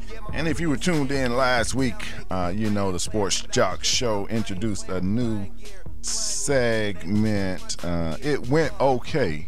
It went okay. It was the producer's idea, so what did you expect? Like really? Anything in life, practice makes perfect. So I decided to run it back once again, and it is called Behind the Glass. For you people looking on Ustream, we have two elderly gentlemen who still listen to rap in their 50s, so rap seems like it's never going to die. They're going to ask me a couple of questions along with CJ and see if I know how to spell cat. First question over there behind the glass. How would you prepare your defense against Peyton Manning tonight? I've always felt like when you play Peyton, you have to hit him. You have to move him and make him move around the pocket. He's not swift of foot at all. I mean, he could probably be the slowest quarterback. Him and Tom Brady would be great in a race because I think when you make him move, that's when he's not a quarterback like a Michael Vick or a Cam Newton who make, even Ben Roethlisberger, they make their great plays a lot of times. I was about to say, that's kind of like the white dudes versus the black dudes. You know the black dude's going to win. I mean, come on. But those players, they do make plays outside the pocket. Like Ben, is basically that's how he made his career. He gets out the tackle and he throws the ball deep. So I think I got two things to say for that black guy versus white guy thing. 2 words, Jamarcus Russell. Thank you very much. Thank you very much. Yeah, we got some Jason Campbell. Yeah, we got some slow ones, but I think that if we can get some pressure on him and make him have to scramble a little bit, that's not his strong suit. All right, Sports Jock, with the economy being so bad, and I understand football tickets are quite expensive, how do you explain the still sold-out stadiums? People love football. It's an American craze. I think the salaries of the players, I think they estimated that the Cowboy team is worth like $2 billion now. What a B. Yeah, it's $1 billion. I think the Falcons are even worth around $900 million. Who knew? So, and they're ranked like 25th or something in as far as franchises. So people love football. It is the American thing to do. Tailgating, parties, going to the game, sports bars. They wait. They wait on this season down in the South. Just like we were talking about hockey earlier. That's more of a Canadian, Russian, those kind of countries. We love our football, college and pro. So I think when people splurge, that's what they splurge on. They save their money and buy those tickets. And speaking of tickets now, it kind of goes, I'm going to move away from the football, and I'm going to talk a little women's basketball because I've seen you in Atlanta Dream game. Yes. The WNBA. Not many men support the WNBA. It's just a fact. I work for the Atlanta Dream, and I'm at every single home game. Attendance is a little down, but our Atlanta Dream, Eastern Conference champions 2 years in a row, went to the finals 2 years in a row, still no support, especially from men. Why do men not support these women who are going out there and playing and practicing just as hard as men in the NBA and getting paid way less? Because they don't feel like there's any chance of sleeping with them after the game. That's why we don't go. I mean, on the real, like these are women. Yeah, I am. I'm serious. I'm just saying. But men go and see men who play NBA and don't want to go home and sleep with them. Yeah, you get what I'm saying? We don't. That's my point. Like, why? Women I don't sweating understand. that you can't sleep with, not so much fun. Oh, really, that is so. That really. You really want to hear I the really answer? want to hear your answer because I've seen you at a Dream game, and I Right. think you enjoyed the game. Right. You know, it's entertaining. They actually play more fundamental ball than men do. The real answer is that men don't want to go to women's game and watch women that they don't want to sleep with. Damn. So it's not scientific. It's not just me. It's not just me. I ain't the only dude want to sleep with a chick after the game. It's like, you know, I wish I could say something more than that. But So why you do know, you feel the no, I'm city saying doesn't get behind them? here it is. If you made a roster of Beyonce, Kim Kardashian, Candace Parker is fine. Who? Candace Parker is fine. Okay, you can add her. She can be the star. But, Lindsay Harding is fine from the Dream. Okay, but go get all the good-looking women and put them on a team, and then all the men. So they will come. have to be fine. But there are some dudes that look like the bottom of my shoe that play at the NBA. Yeah, but women only care about women money. only care about the money aspect. They only care about the don't have dollars. to And be y'all attractive. just care about the looks. Yeah, that's pretty much because we All got our right. own Damn money. it. We make our own money. Especially if y'all had them playing as like some leotards or something. Nice. Whew, Now sell we out. gotta play in leotards. Sell out. I'm talking Now about we sell gotta out. play in leotards. Some Sell out. fishnet stockings. I mean, you could keep the Jordans. Just put some stockings on. You know what? A Y'all are the two-piece worst. bikini I and some shoulda- You know what? I sneakers. should have. I Nice. should have expected. Would that better. game not be? Listen, if they were in two-piece bikinis and some sneakers, that game would be sold out. But how are you gonna play in a two-piece? Let me say this. Every Hey, time we say volleyball something, women do.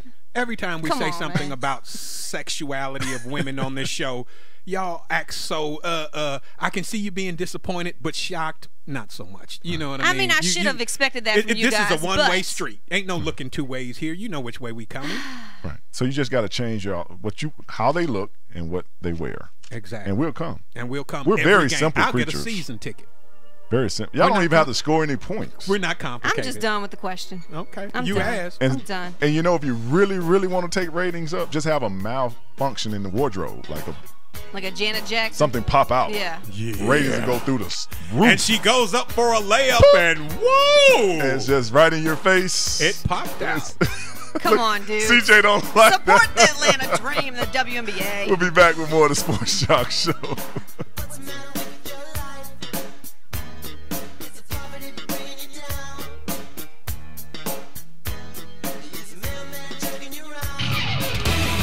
More of the Sports Jock Show with Wayne Gandy coming up next. Sassy, sassy.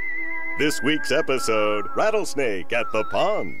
Oh, Johnny, skipping rocks at the pond sure is fun. Hey, look, a moving stick.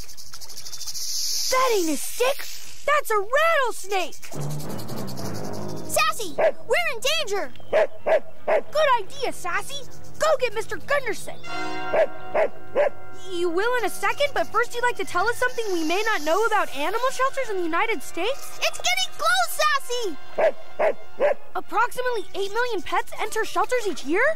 The majority of which are in shelters because of owner-related issues that the animals have no control over? Sassy the rattlesnake!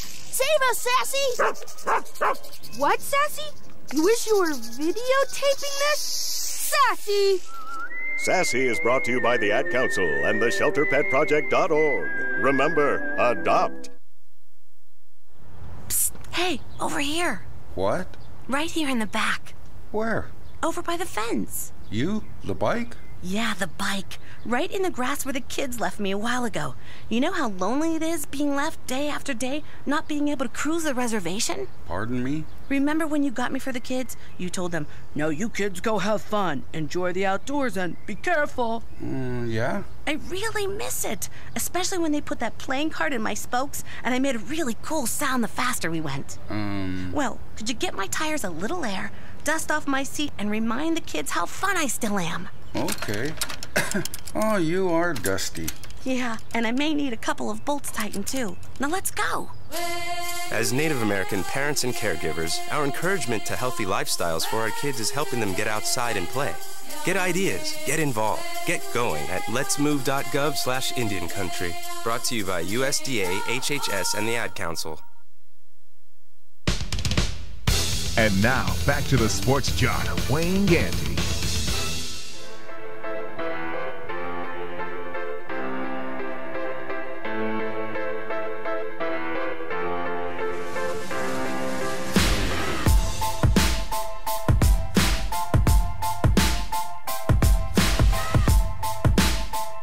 Welcome back to the Sports Jock Show. I'm the Sports Jock, Wayne Gandy. Lady T? Yes, sir. We're about to jump on a topic that we know is near and dear your heart. Always. A story we talked about last week. The USTA doing the U.S. Open would not sponsor Miss Taylor Townsend to play in its juniors competition in New York. After the competition, they did reimburse her for her travel to the U.S. Open. We talked about this last week about the USTA, and did they have the right to tell Taylor that she was fat and need to lose weight? I think that's the same thing, Wayne. Fat and needing to lose weight. Let me just clear that up. Some people just happy. No, you can be skinny right. fat. You can be skinny fat. Whenever you're fat, you need to lose weight. Sometimes you just need to tone. I mean, I'm skinny fat. Right, they're skinny fat. I'm skinny fat right now, but I'm not fat. No, you're narcissistic. How am I narcissistic? No, I'm just saying. Mr. Watching yourself on the doggone computer. Listen, we all know that I'm narcissistic. That's not brand new. We know this. I'm saying that you're calling yourself skinny fat. That whole self-deprecation thing is come on, man. I mean, where are you fat? Stop. Okay, that's what I want. That's what I'm saying. Back to what you were saying, Sports It's called Jock. skinny fat. Well, we wanted to get someone that had dealt with the USTA in this matter before, not necessarily the fat matter, but the rules and regulations of the USTA. And we reached out to our favorite Georgia tennis player, Mr. Nathan Pasha, who I dug up 2 tickets for. He bartered it to me. He told me if I get him 2 tickets, he'd call his mama. Well, if you give me some tickets, I would call my mama. Well, I found him 2 tickets for the night's game. I get to barter. I don't understand it. And, I'm really mad. So we've got Miss Dale Pasha on the line. Are you there, Dale? Yes, I'm here. How are you, Wayne? I appreciate you taking my call. No, thank you for calling in because me and Big Kenny have ganged up on Lady T. We think it's okay for the USTA to make this stand. Lady T thought that they should be taken out and shot. So we needed a parent that had dealt with the USTA, and we reached out to you. I guess my first question to you, Ms. Pasha, is when did you start dealing with the USTA, and how long did you deal with them? Well, I guess it's Nathan, of course, you know my son, Nathan Pasha. When they first initiated Boca Raton, I believe about 5 years ago, he was one of the first 12 that started, of course, under Rondy Harmon. So I've been dealing with the USTA now about 5 years. And, of course, after that first year, they kind of booted Rondy Harmon out, and the new organization now has taken over. So before then, the USTA didn't have a home base, and how did they help the players? Because you said 5 years ago, so they've only been around 5 years, or they just no, it's not right. They just started this academy about 5 years ago, where they had a central location where they was going to house individual students that they targeted with talent.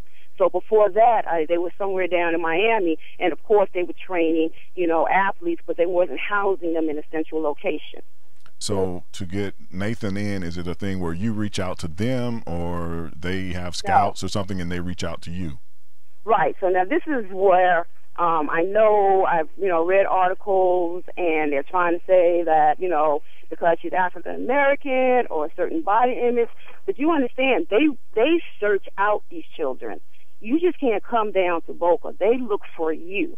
So they look for children that have a high standing. When they go to the big tournaments, they have their little scouts looking and deciding, this is a person we would like to invite to the academy. So that's how that works. They reach out to you.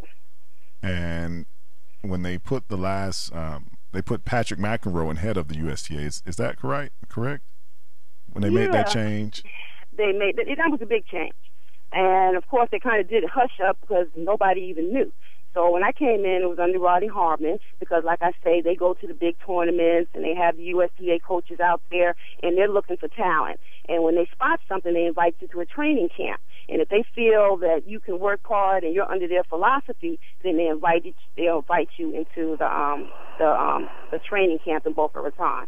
So that's how that works. And then the next year, all of a sudden, they changed everything. Patrick Maxwell came in, Rodney was out, and of course Pat brought in his own people, like most, corporations would do. They're going to bring in their own people that believe in their philosophy. So, Dale, it's Lady T, also known as Tina. So, explain to me this.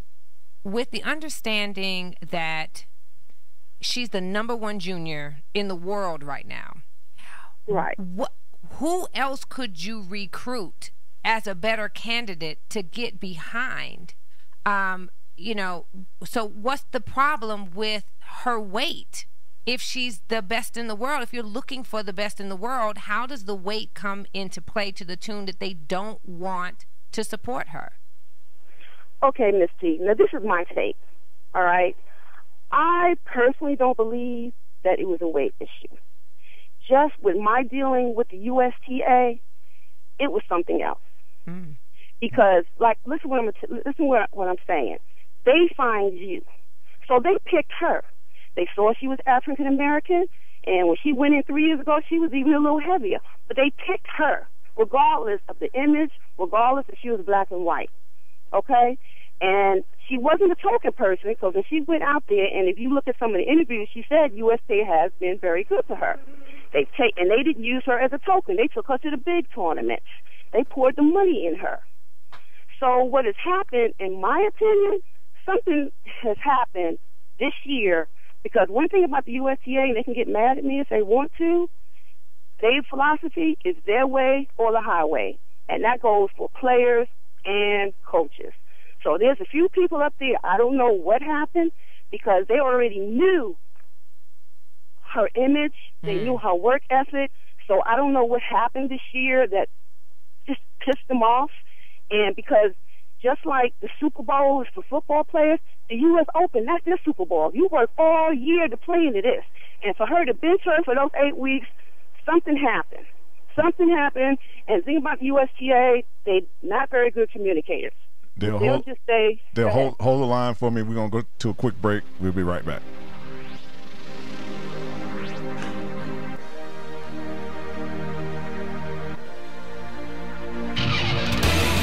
More of the Sports Junk Show with Wayne Gandy coming up next. So, Jacqueline. Yes, Mom? I wanted to talk to you about something, and... Oh, wait. Hold on. I just got a text. Oh, there's another one. Wow. Busy me. So, anyway... Oh, wait, Mom. I just got a message. My friends keep commenting on my comment. Oh, there's another one. So many comments on my comment. Oh, I can't wait to watch TV tonight. Playoffs! Hey guys, check out my new video game. Pew, pew. Wait, Mom, what? Huh? What? Hold What'd you say? Wait a second, what? This weekend, unplug. Take your family to the forest. There's nothing in the world like experiencing nature firsthand.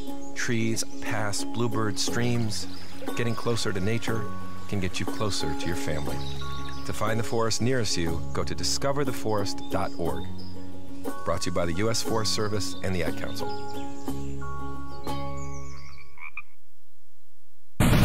And now, back to the Sports Jock, Wayne Gandy.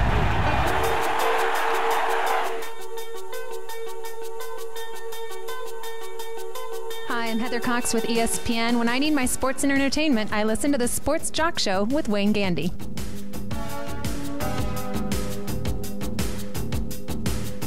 Welcome back to the Sports Jock Show. I'm the Sports Jock, Wayne Gandy, USTA, Taylor Townsend. We have Miss Dale Posher on the line. Dale, as we went to break, I guess my question from your last comments are, do you think they are helping you out? Do you think they have the right to control something like your weight, whether it's a male or female?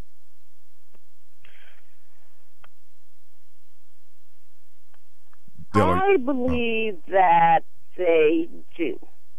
I believe that they do, but I don't believe that they have to push you down to be in a size 8. But they do have the right in my opinion. And they do everything to help initiate you get into the highest fitness level, that you can be. When you watch Miss Townsend, I don't know if you've seen her or not, in your opinion, from what she looks like, do you think that they were right to ask her to lose weight?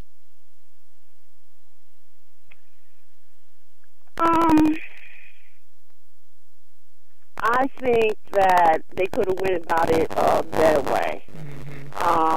That's my opinion. Because to me, that's why the whole thing sounds kind of a little fishy. Because they could have said, okay, Taylor, you're kind of a little overweight or whatever.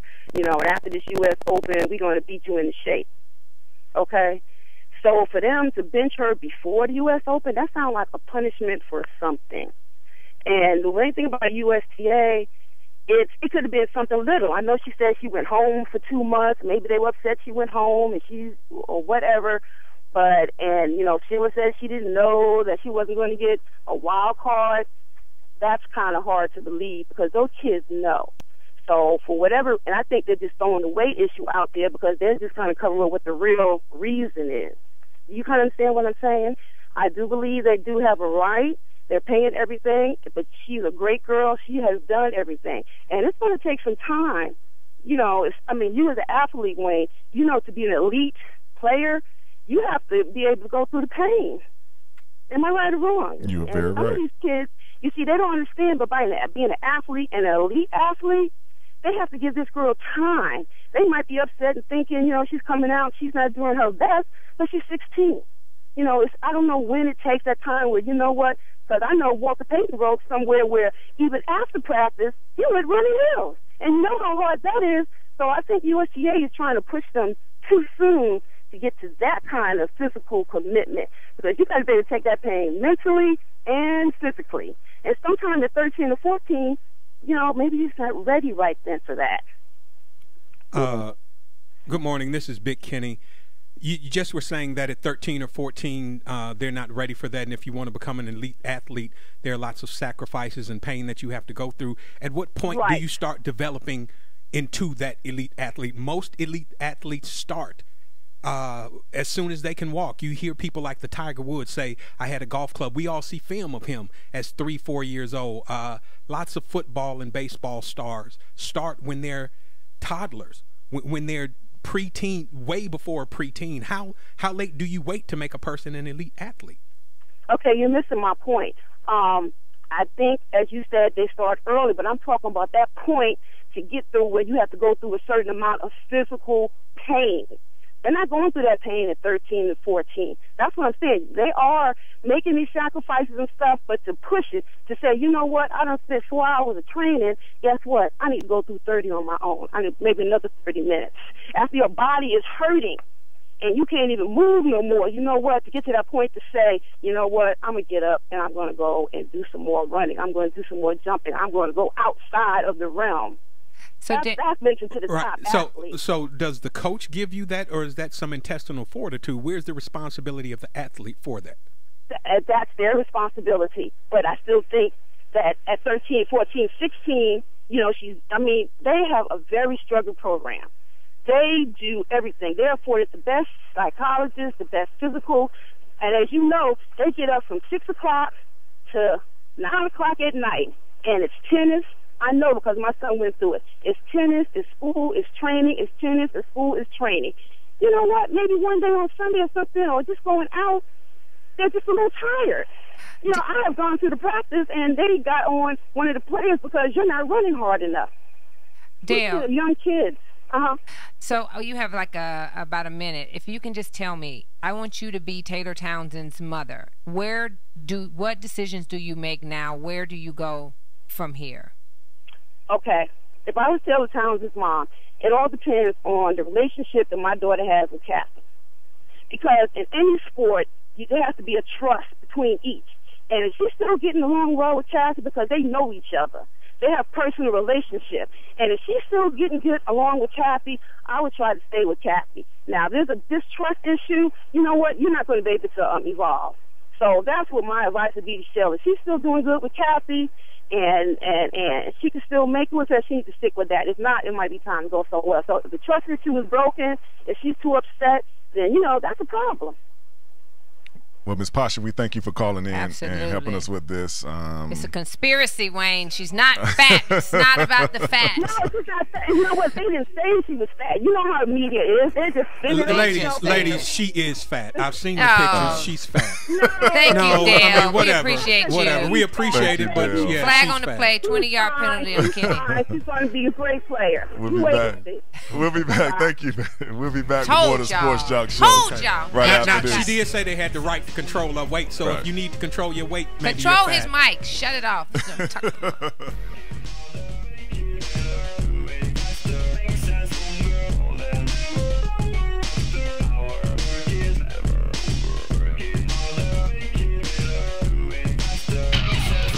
Don't go away. More of the Sports Jock Show with Wayne Gandy is coming up next. Hello, and welcome to today's lottery drawing. Good luck. And here's today's winning numbers. First one up, it's not yours. Second one, not yours. And another number that's not yours. Okay, this is one number that's yours. It's a 5. You don't get any money for that. And the final number is not yours. Yep, so chances are you're not going to hit the lottery anytime soon. Don't get us wrong, the lottery can be fun every now and then. Just please don't rely on it for your future savings. How about this? Brew your own coffee at home instead of buying that latte every day. Brown bag it to work instead of ordering in. Ride your bike instead of buying all that gas. These changes alone can save you thousands a year. Thousands. Small changes today, big bucks tomorrow. Feed that piggy bank. Go to feedthepig.org for more free ideas on how to save. Feedthepig.org. This message brought to you by the American Institute of Certified Public Accountants and the Ad Council. Psst. Hey, over here. What? Right here, on the side of the house. Who said that? Look down. I'm right at your feet. Wait, the basketball? Yes, the basketball. Right down here, where the kids left me a long time ago. Man, you know how lonely it is being a ball and not being able to bounce or roll? Excuse me? Remember when you got me for the kids? You said, now kids, you have no excuse not to go outside and play. Uh-huh. Wow. I'll miss flying through the air and hearing the shouts of joy when I swish through the basket. What do you say? Could you give me a little air and remind the kids of how fun I still am? Okay. Oh, wow. You are flat. Easy, I'm ticklish. Let's get bouncing. As Native American parents and caregivers, our encouragement to healthy lifestyles for our kids is helping them get outside and play. Get ideas, get involved, get going at letsmove.gov/Indian Country. Brought to you by USDA, HHS, and the Ad Council. I don't believe it. My savings are gone. They're gone. You're kidding. Nope, they're gone. They're gone. Okay, all right. Think about it. Where did you have them last? I remember I was home, then I took them, and then I spent them on that vacation to Aruba. Then I bought this miniature suit of armor I saw in the in-flight magazine. And that's the last you saw of your savings? Yes. This is so weird. I know, right? Weird? Not really. Not saving now means no money later. You'd be surprised how quickly a little money from every paycheck can really add up. Put away a few bucks, feel like $1 million. For free ideas and easy ways to save, go to feedthepig.org. That's feedthepig.org. The armor is cool, though. Oops. I think I broke its gauntlet. You broke my favorite part. This message brought to you by the American Institute of Certified Public Accountants and the Ad Council. And now, back to the Sports Jock, Wayne Gandy.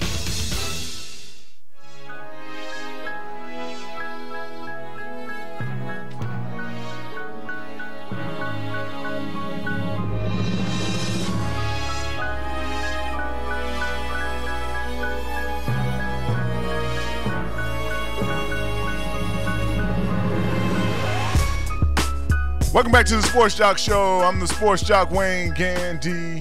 We'd like to thank Ms. Dale Pasha for calling in and helping us with the USTA situation with Taylor Townsend. On some points, I agree with Ms. Pasha on the point of, I think my biggest problem, Lady T and Big Kenny, is this. The one thing about tennis parents they sit and they watch the 2 hours. They monitor. They think they are the tennis coach. They deal with the people hands-on, and they have this, you know, don't really want the coach to yell. They want you to learn to be a certain fierce athlete with manners. It's a lot of conversation. It's a lot of watching. The coach, to me, probably isn't who he wants to be because you're sitting there watching him. So his shucks and his G, when he really want to say the other words that come along with that are tapered sometimes. And okay, most of our tennis players hit the pro tennis circuit 18, 20 years old. This girl is 16, probably about to be 17 years old. So when is she going to learn this mental fortitude? And like I said last week, I guarantee you this was not the first time they went to her with, Taylor, we need you to lose a little weight. But because of the involvement of parents and people like that, they went to her and said, Taylor, you're getting a little plump around the middle. Wait a minute. Y'all are making up information that you have no idea. You cannot say how it went down. Miss Pasha said that they could have done that but done it a different way. How do you nicely tell somebody She also said she didn't think it was the same. She did not think it was over the fat reason. Can we stand on that? That's the thing she said that was most. But she didn't name any other reasons, is what I'm saying. Of course she's not. Her son is still part of the USTA program. She can't just say anything she wants. She can't speculate like you two are speculating. We don't know the backstory on this. They picked her when she was chunky. She's still chunky, and she #1 chunky. If you can come out and say, I think it's something different, and if you can say all of the other things that she said, be able to name some names. I mean, no, she doesn't have to. That's enough information. You're coming from a reliable source who has a child in the program. How do you say that I don't have a backstory when I was 18, I went to college, and the first thing they told me to do was gain weight? They used to hand you cases of Ensure, like, drink this. We want you to be 20 pounds heavier. I know we came to Haines City, and we saw you play up and down the football field, but we want you to be big. And it's not, they don't curse at you. They don't yell at you. They come in and try to negotiate.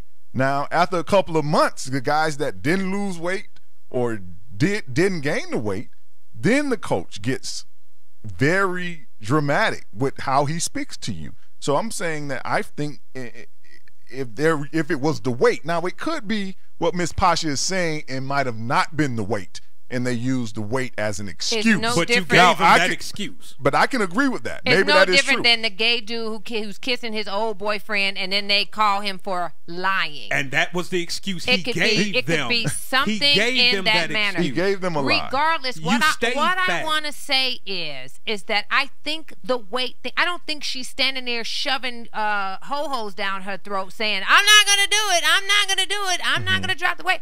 It has to be something else there that, like Dale said, that is exacerbating the situation on top of the fact that she needs to lose weight. Because make no mistake, the girl is the #1 junior. She is not someone you want to drop. Can I say something? Like it or not, lots of athletes, especially our elite athletes, are role models. Our First Lady of the United States has said the biggest danger facing our country, facing our young people, is childhood obesity. This child, who is, like it or not, a role model out there at that size, gives other children an excuse to sit around and be fat. Oh, wait a minute. You are acting like, okay, Kenny, first of all, Wayne just told you that they are beefing up the football players. And where does the First Lady and, but he's making the same type of, there's a child out there right now using Taylor Townsend as she, ain't nobody making her lose weight. Absolutely. You're making up information. That is true. No, some sport, each sport is different. I think you two in your feelings because you're a female. No, it's not. I think you two in your feelings because you're a female and y'all sensitive about the weight issue. I'm not being sensitive about the weight issue. She's 15 years old. The training of an athlete is universal. It doesn't matter what sport you're playing. To train an athlete to do something, the mental, especially if it's something dealing with conditioning, is the same. What I would like to ask you, Lady T, well, if it wasn't the weight, give me a theory of what it could have been that they would want to keep the #1 junior in America out of a tournament. The only thing I can think about is where her career is going, whether or not they want her to turn pro, whether or not she wants to go to school, whether or not she wants to train with certain people and do certain things. That's the only thing I can think about. I don't know what else it would be because I have not put a junior through this type of particular program. And it is something where your family is so very involved. Most sports, I mean, tennis is not like regular sports. And I would assume golf fits into this category. There is a certain type of conduct that is expected when you play, when you're practicing, and what have you. It is not the attack you, beef yourself up and cuss you out sport. It really isn't. Okay. And most parents have to play a huge vital role because it's such an individual sport. I don't get to just send you off with the team and be like, holla at a player when you come back from practice. So I would assume that it's no different than, I know Donald Young had a lot of problems because his parents won't let go control of his career. And I think it has damaged how far he has been able to get himself, away from that #1 junior status into the pros, and it's been limiting for him. And I think if they had let him go, and that he was able to go train with the big guys, with Andy Roddick and all them when they were on top, what's his name, Blake. So you want to come to my house, eat my food, drink my drink, and then tell me that I don't have any opinion of anything. I am only giving you an idea that might be some of that they're having discrepancies in, or it could be money. Where are we going with her endorsements? How many endorsements are you going to get her? We can't sell you because are you making up information now? Is that making up information now? I mean, he asked you to think. I was thinking earlier, and you was on some y'all making up information. You don't know any of that. You were making up information without being asked to make up information. Okay. He asked me what I could think of, and I gave him what I thought of. So get it straight. I think y'all actually making up stuff. I didn't make her fat. I didn't make up the donuts she ate. She is fat though. We'll be back after this break. Making up all these.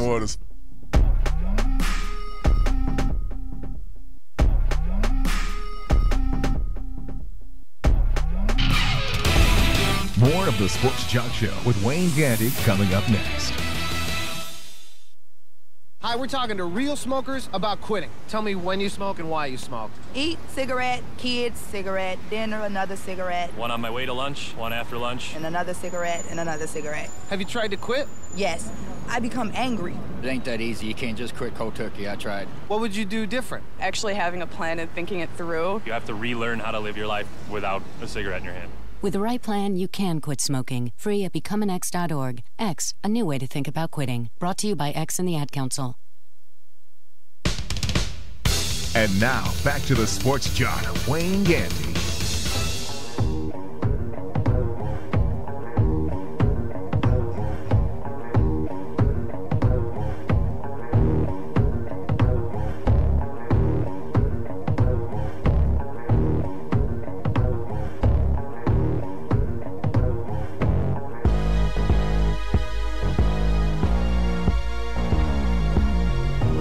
Welcome back to the Sports Jock Show. I'm the Sports Jock, Wayne Gandy. The tour, what is it that you want me to report on? Because I got a bad producer who wants me to report on a subject that he gave me no information on and got people on the line. What is it I'm supposed to be talking about? The FedEx Cup Tour Championship at East Lake, the home of Bobby Jones. Now, I couldn't get that information like 3 hours ago when I walked in here, but now I have that. And the show breakdown. We've been having breakdowns. Y'all just having breakdowns with other people other than me. We got my man Mike Lipnick on the line. Whenever we want to talk about golf, we reach out to Lip. Lip, are you there? Man, sounds like grounds for termination. Lip, before we get to the golf tournament that's coming to Atlanta this week, golf is a sport where you're a coach. Right. When the golfers are sponsored by, I don't know if the golf has like some kind of USTA. Do y'all set parameters? Are y'all able to tell, or even as a coach, do you offer different advice physically for your clients? Absolutely. Some of my best juniors that I'm teaching now that are getting ready to go to college, I actually have one that's in the top 100. So big-time colleges are starting to come to him. It is a must that he is on some type of physical training / have a trainer / watch what you eat. Absolutely, it's part of the game. It's otherwise you're going to get passed by. And just quick note, as a coach, Say you're involved with this player, you start in July offering him to get in shape or lose weight. You come back the next July and you see no different. How would you address that issue? Well, I mean, I would be honest with either the boy or girl and let them know that it is absolutely imperative that they get their body to the utmost possible potential that they can do, especially with with what we see today with the tour players today. They're just so much more in shape than they used to be. Quite frankly, that they're just they're behind the 8 ball if they don't give themselves that chance. But what if they're the number 1 player? Do you drop them because it's now July, a year later, or do you stick with them and just try to deal with it because they are the number 1 player? If they're the number 1 player and their body does not look like the other top players, but they are number 1, then quite frankly, I'd probably stick with them for sure, and I would probably dig deeper to why their body is not changing as much as it should. Maybe they're not getting the right training, or it's such an individual sport, tennis as well as golf. You can't. You're not in a team atmosphere. It's up to you. It's all self-motivation. The coaches aren't with them 24/7. They don't know what they're doing on their off time. So it's very difficult. It's a different animal. Thank you. Got you. Well, they have a tour championship coming to Atlanta this weekend. Your boy, the bad producer, Twitty, he gave me no information on this, so I'm going to open the forum to you. You said his name. So I said bad producer. Twitty. Oh, okay. Yeah, I thought it was anytime you say his name, you get fined $500 or something like that. That's when I forget the bad producer It doesn't apply part. to him, though. Okay. No. That's when I forget the bad producer part. Okay. Oh, okay. It's always got to be bad producer. Right. So there's a tournament coming here. Tell us who's the front runner and how will this impact the golf world? Yeah, for your listeners, we've made it to the end of the golf playoffs. We have a system where it's 4 tournaments at the end of the year. Culmination is at East Lake. The FedEx Cup champion will be crowned, and it's going to be exciting. If you're a golf fan, you're probably really looking forward to it. I would think the crowds are going to be bigger than ever. I'll just give you the first 5 names that are in the running for the FedEx Cup, and I would suspect that one of these 5 names will be the champion. You have Rory McIlroy, Tiger, Nick Watney, Phil, and Brandt Snedeker. So that is quite a top 5, which means that your winner will eventually come from those 5. I would suspect. And are you going to go out there? I'm actually going to be there Friday. Yeah, I'm going to be there Friday. You got a ticket for me? Yeah, absolutely. Okay, just tell me when and where. I'll be there. No doubt. It's our 2 tickets for him. I'm sorry. Okay, well, 2. Okay.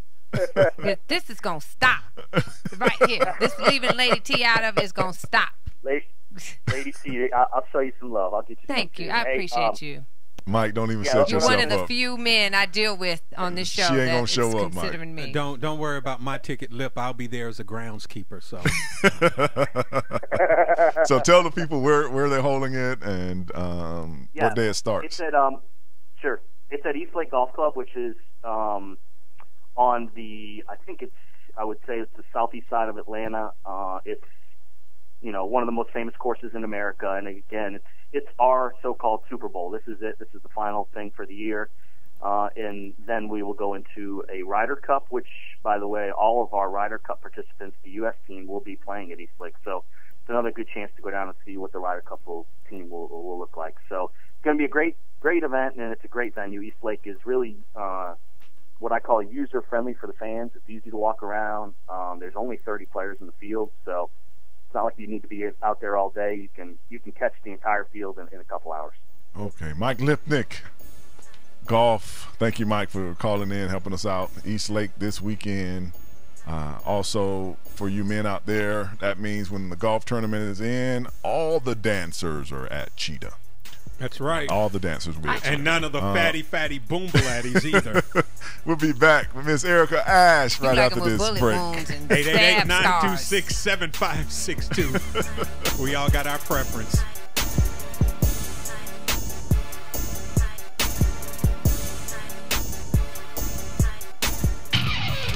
Don't go away. More of the Sports Jock Show with Wayne Gandy is coming up next.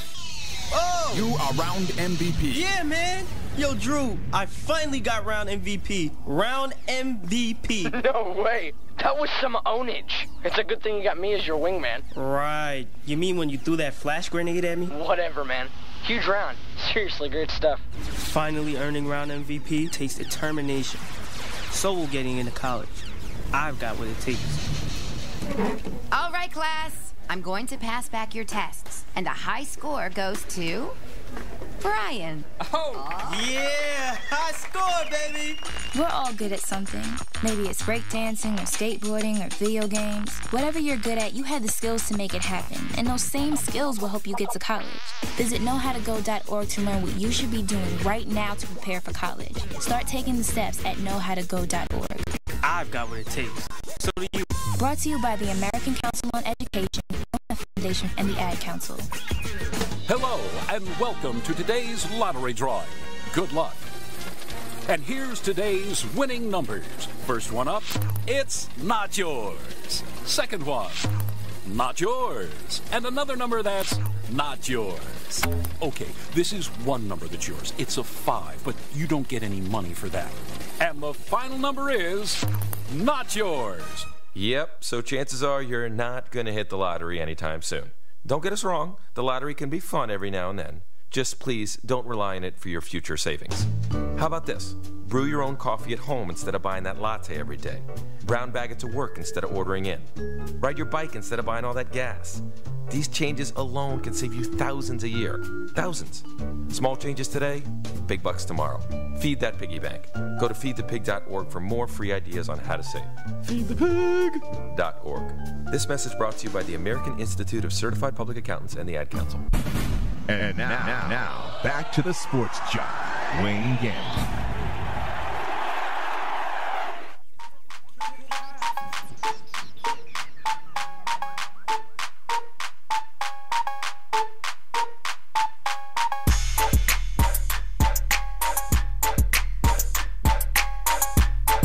Welcome back to the Sports Jock Show. I'm the Sports Jock, Wayne Gandy.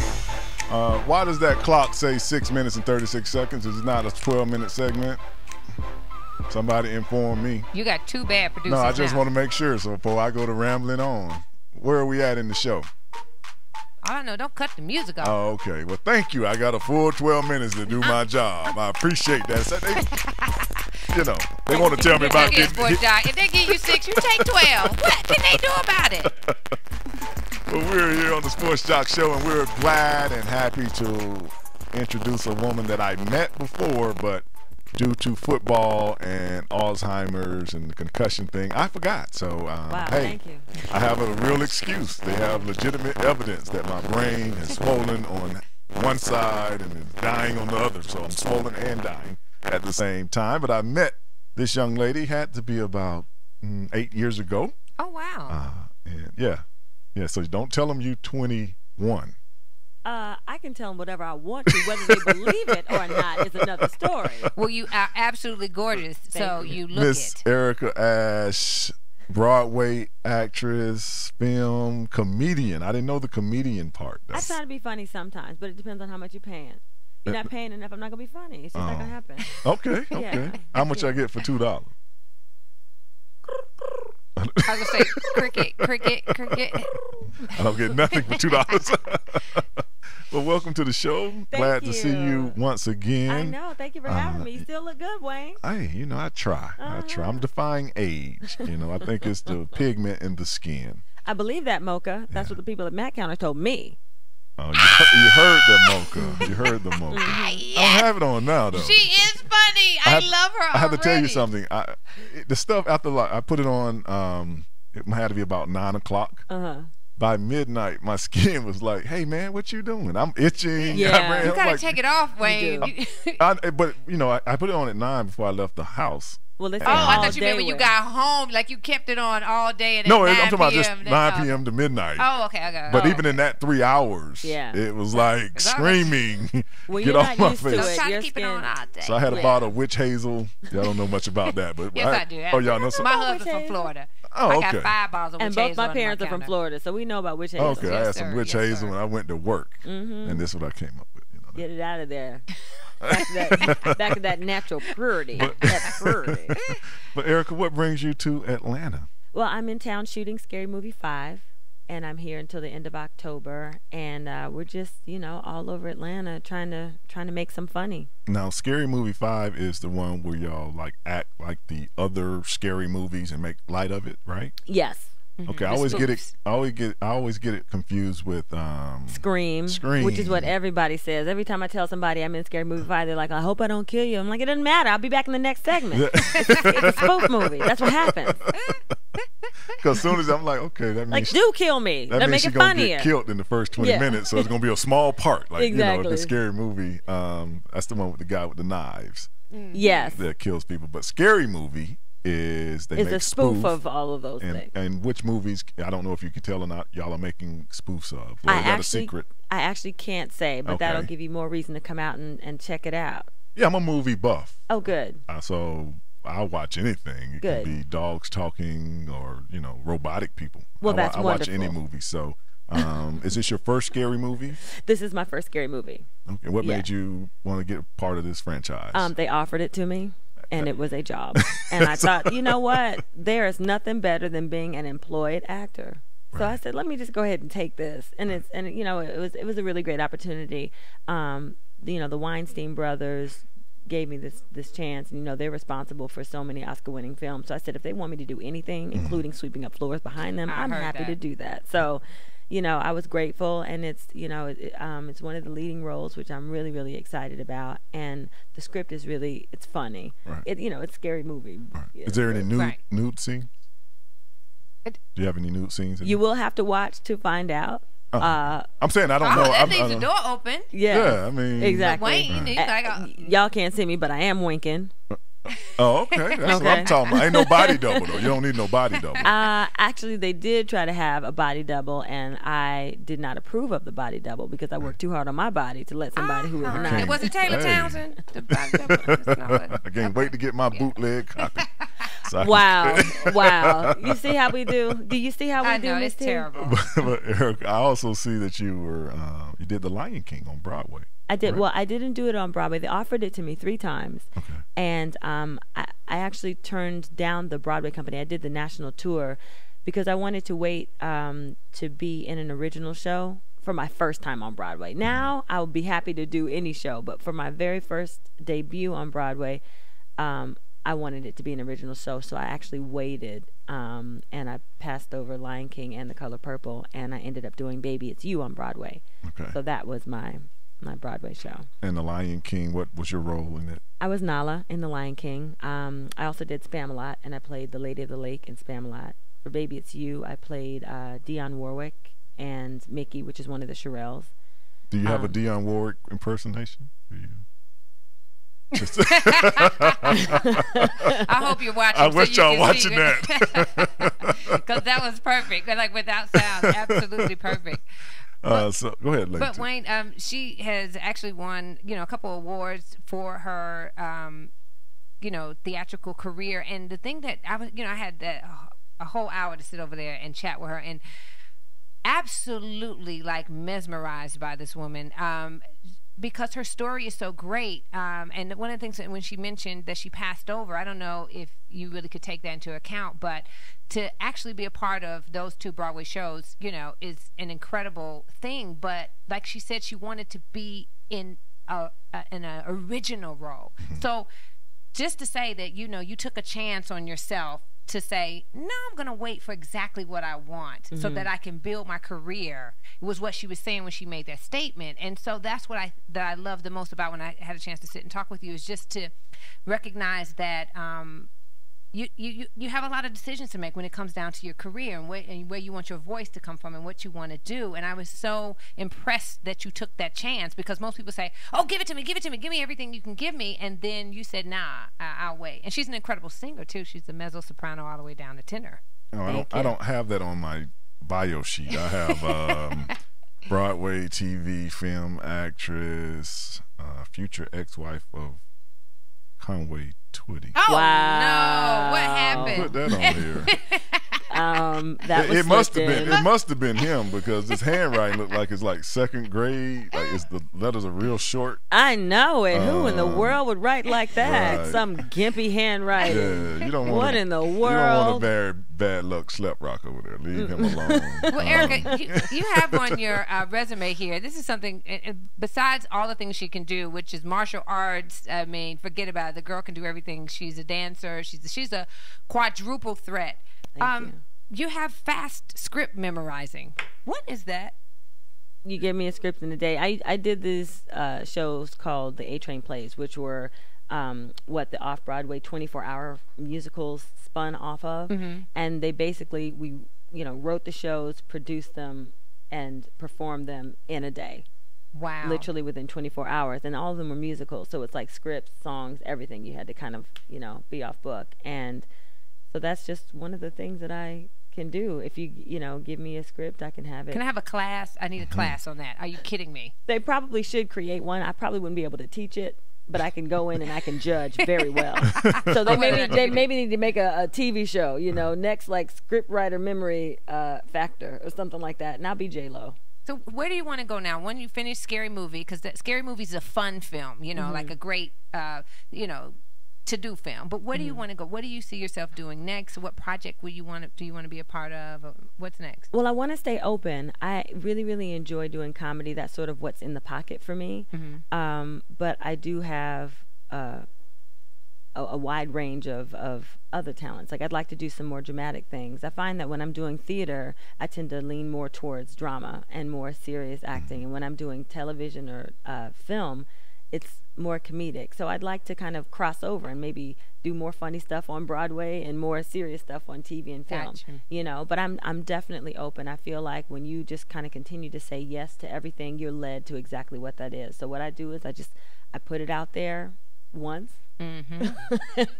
That was for me. That was personal to me because she was tutoring me over there on how you get your feng shui together so that you can focus in the entertainment business. Y'all were over to talking about hairstyle. Oh no! Oh wow! Wow! Come on now. Wow. How did you get your hair to twist up like that? But Erica, one last question before I let you go. Sure. Are you naturally funny or are you like trained funny? Because I talked to Finesse Mitchell one time and he said he played football in college, and then he got out in the entertainment field, and he kind of took classes, and they taught him how to deliver and things like that. So it wasn't necessarily that he was comic all his life. Right. So is it a natural comedy thing for you, or is it more of a taught thing? I definitely think it's natural. I've never taken a class on being funny, and if you look at my family, you would understand. I come from a very silly family. That's all we do. We sit around and we make each other laugh and just have a lot of fun. And I think it's sort of born out of necessity. Being Army brats and having to travel, you find that thing that, kind of helps you fit in. Every 3 years we move to someplace new. So it's kind of like, okay, how do I make friends? Okay, why did chicken cross the road, kid? Well, thank you for coming on the show. Absolutely. Welcome to Atlanta. Thank you. Welcome back to Atlanta. Let the Weinstein brothers know that if they need that big guy that falls down, it's always one of them guys in a scary movie. That's right. We running from. Hey, I'll play anything. Sure. Hey, I'm open. I'm like she said. Just they paying. Stay open. I'm working.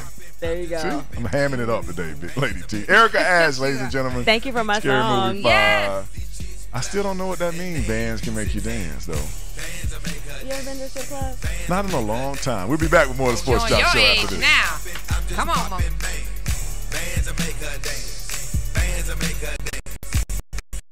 Clap, let's get it.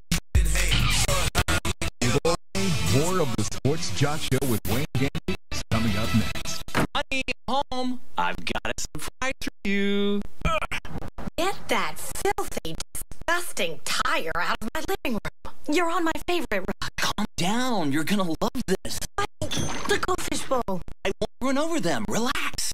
You roll that tire right back out of here. Relax. It's all part of my master plan to save us money. This is not going to be our coffee table. Don't even think about putting a piece of glass on top. No, honey. This is a reminder to keep our tires properly inflated so we can save money on gas. Can't we just tie a string around our fingers? Sweetie, properly inflated tires could save us more money at the pump than a week's worth of gas. You're getting tire tracks on my love seat. Exactly. To remind us that we love saving gas with properly inflated tires. What's wrong with the sticky note on the dashboard? Discover smarter ways to save hundreds of dollars on gas and help the environment, too, at the Alliance to Save Energy's website, drivesmarterchallenge.org. Hey, let's put the sticky note on the tire. Hi, we're talking to real smokers about quitting. Tell me when you smoke and why you smoke. Eat, cigarette, kids, cigarette, dinner, another cigarette. One on my way to lunch, one after lunch. And another cigarette, and another cigarette. Have you tried to quit? Yes.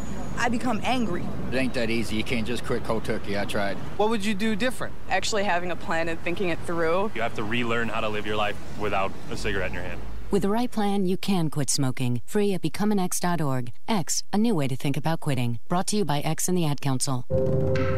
I'm Ed Smart, father of a child who was abducted. I'm John Walsh. Like Ed, I also know the terror of having a child who was kidnapped. But now we have wonderful technology to aid in this battle. It's called the Amber Alert. It's an early notification system to the public when every second counts.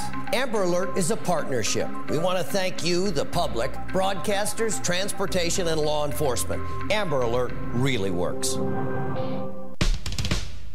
And now, back to the sports jock, Wayne Gandy.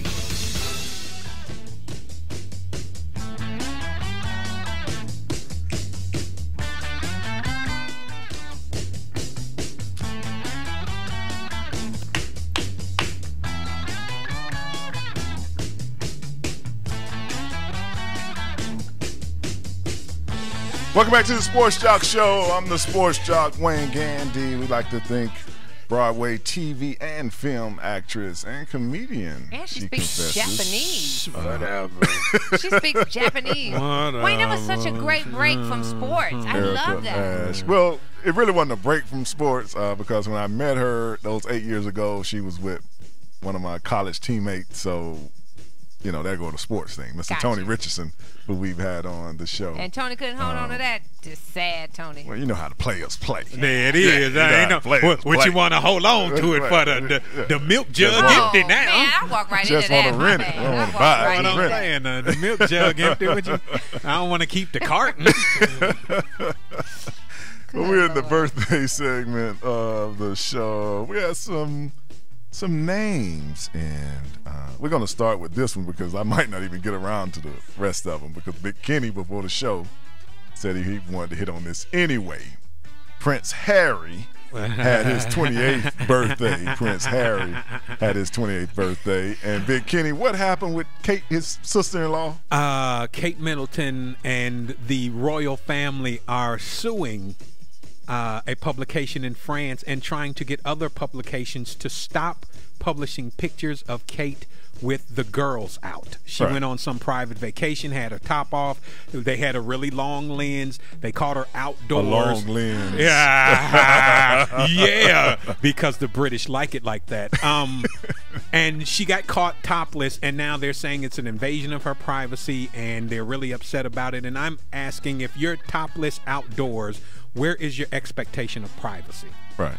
I mean, of course, you may be on private property, but they got planes, they got long lenses, they got all kinds of things that can invade that privacy, and you know who you are before you take your top off. And you know with your girls on the outing is what I'm tripping on. No, I'm saying the girls are her two girls on her chest. Right. God. You're a female, you know stuff like this. With her buddies, and then she got there topless. You got me tripping. In those dresses, it looks like it's just an A+. What is it up there? I don't know. Mosquito bites. Maybe a B. She working with mosquito bites. Maybe just like a B. The itty bitty titty committee. Okay. Well, I just want teeny tiny. But hey, what I'm saying, royal boob is good boob. So you know a royal A is really like a regular C. At least, yeah. I'm that's saying, what it is. Yeah, it's royalty. How often do you expect to see it? Sure. But we have other birthdays. Moby turned 47. Ludacris had his 35th birthday. Luda's only 35. 35. In dog years. I thought he was much older than that. One of his film mates, Paul Walker, had his 39th birthday. I think they're doing another Fast and the Furious that's supposed to come out next summer. Stop it. It's like Fast and Stop the Furious 6 or 19, something. yeah, because Stop it. you ever get surprised when you Cut. see like a Fast and Furious and it's like the 7th installment and you go, I missed like 4 through 6. Yeah, you remember 1. Yeah, I remember 1 and then 5, but you're like, Look, I was thinking about that with Scary Movie. I was like, y'all on 5 for real? really? Yeah, that is. R&B singer Ruben Studdard is 34. I'm sorry. Oh. Tom Hardy is 35. Fiona Apple, 35. Tavis Smiley had his 48th birthday last week. Wait. 48. That's it. Hey, man, I told you the over and under. Tavis Smiley. I thought Tavis was maybe about 44. You thought he was younger? Yeah. He's been syndicated since 73. I think the rules of syndication suggest that you got to be an adult. He's holding up well. He's holding up well at 48 for the 9th time. With that jacked up haircut, though. Virginia Madsen, 51. Emmy Rawson, 26. Director, filmmaker Oliver Stone had his 66th birthday last week. Nona Gay, 38. Nona Gay, she fell off a little bit in the movie. Gay. Remember she was in the Matrix movie, one or two of the Matrixes. And what I'm saying, she was 46 then. She's 38. The Matrix came out in like the early 2000s and she was 46 and now she's just 38. She's 38. Nona Whatever, Gay. Nona. Harry Connick Jr., 45. No. Taraji P. Henson, 42. Okay, I'll give Taraji that. Now, someone who I always thought was 66, Tommy Lee Jones is 66 years old. Hasn't he been 66? Now I know that they're just fudging the ages now. Yeah, he's old as You dirt. can go to the public record, and Tommy Lee Jones was born in 1917. He started his acting career in 1942. I thought he thought that was Sean Connery for real. You're right. I mean, he's old. I told dude. you, always been 66. So I don't understand how he's only 66. I thought he was 66 when he did the first Men in Black film. That was 2 decades I'm gonna need you to ago. corroborate the facts on these birthdays you're coming up with. You know we don't do facts. Come You on, know we man. ain't in the facts. Jennifer Hudson had her 31st birthday last week. And our main man, Dougie Fresh, had his 46th birthday last. The human beatbox. The human beatbox. You know it. I would have thought, I hear you over there. Yo, Doug, do that record jam on the groove. Y'all are showing y'all age because you had to be in the 80s to know how to do you better any know how to do that. of that right there. That took years to There it learn. is. It was a skill back in the day. Hey, and I'm pretty impressed with your beatbox skills, Oh, lady. We're going to have to go flow on the corner with a hat and make some money today. Those are your birthdays this week.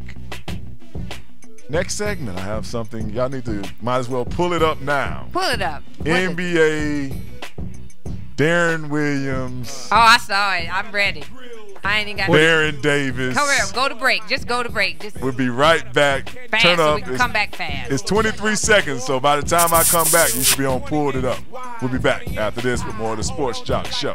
20-inch ride, 20-inch thighs make 20-inch eyes. Hoping for American 20-inch pies. Pretty ass clothes, pretty ass clothes. More of the Sports Jock Show with Wayne Gandy coming up next.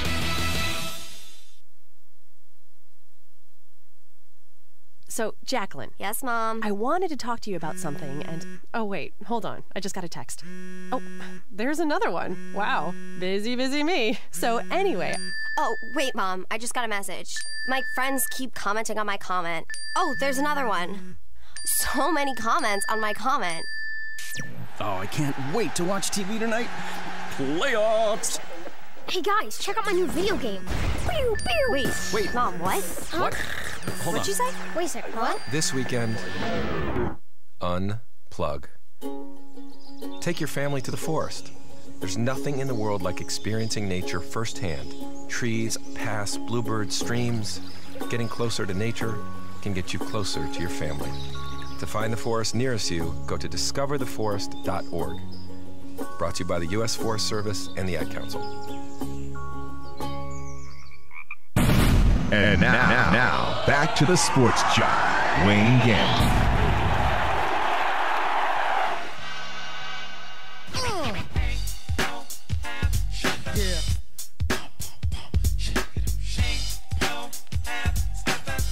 that time. It's about that time to get paid.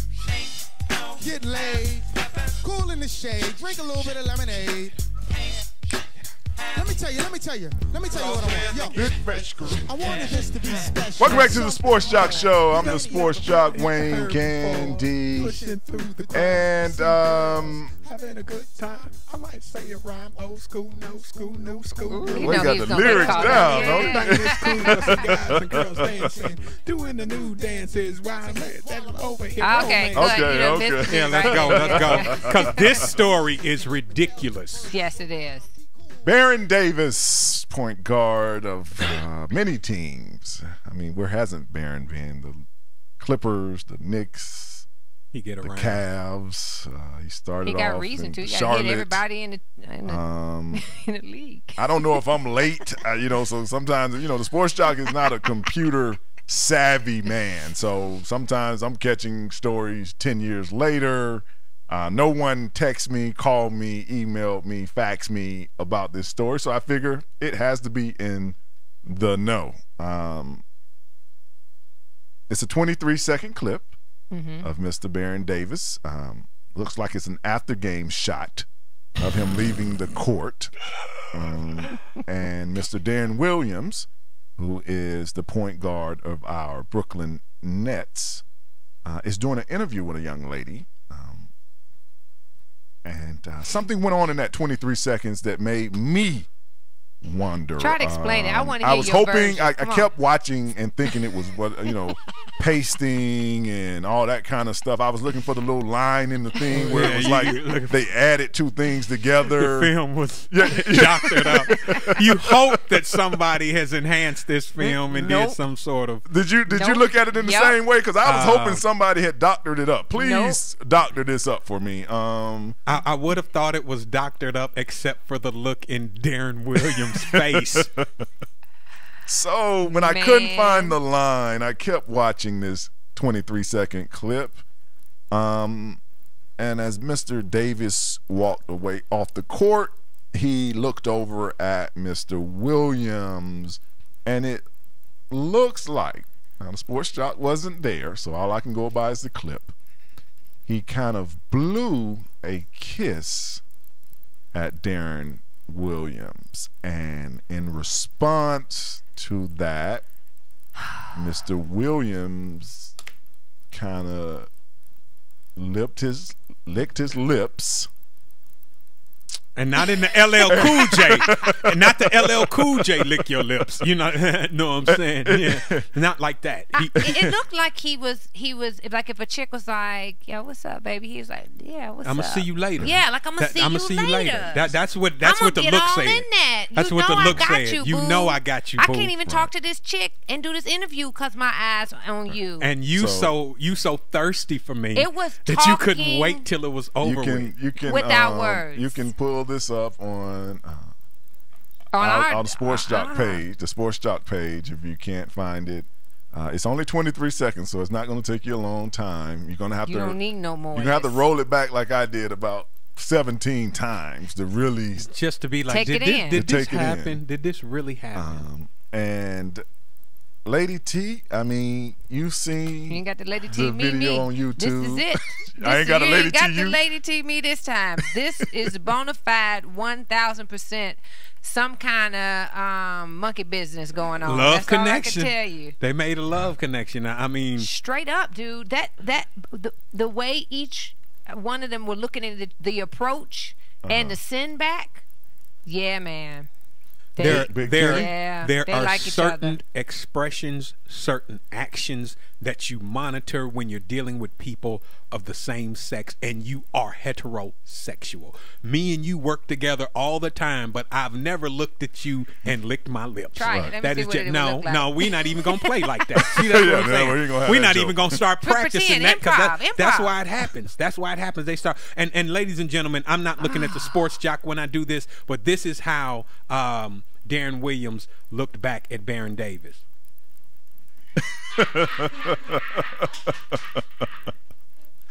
Just like that. Just like that. That's how he did it. Look, I really, in Sports Jock, I don't like to add. I will come in with some crazy stories or whatever, and I really don't try to exacerbate. Look at it.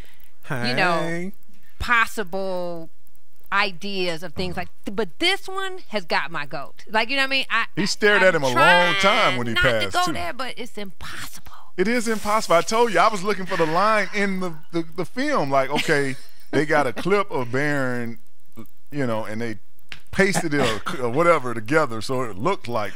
Right. There was a hot babe walking past. And I almost imagine that if Barron was just joking around, he probably wasn't expecting that. Like, I was just playing, dude. And then you for real. I mean, because Darren Williams looks like, for real, I'm finna get me some of Baron Davis. Right. Period. Yeah. He finna get him some of that. Yeah, we're not leaving town. On his beard, too, he was kind of like, I hadn't seen a guy look at somebody like that since LeBron's teammates looked at his mom. You know what I'm saying?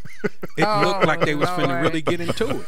It looks like they were really about to take it there. Right. Like, I'll meet you back at the hotel. I'll meet you back. Like they've met before at the hotel. I mean, this wasn't no initial thing because of where they did it. You know what I'm saying? Maybe that's why he keep changing teams, dude. For you, right? Because he's working his way around the league. His way around the league. Oh, they cute down in Florida. Because usually in that situation, just we ain't gonna harp on it. Watch the film, come up with your own idea, so you don't be like, only one idea. I tried to put it in your head.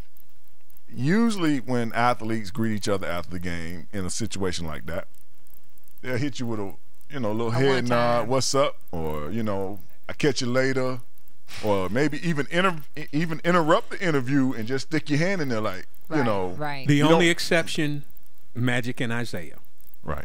Well, that was before the game. Yeah, they were just. I mean, but they still kissed in the mouth. I'm not excusing that activity. Right. But maybe Barron and Darren are feeling like, hey, they used to actually kiss each other. We'll just lick each other's lips towards one another. I'm just saying, between the Hardee's commercial and this, it's too much. It's just becoming too much to even turn my computer on. That's why I never used to go on this stuff, because I didn't find these stories.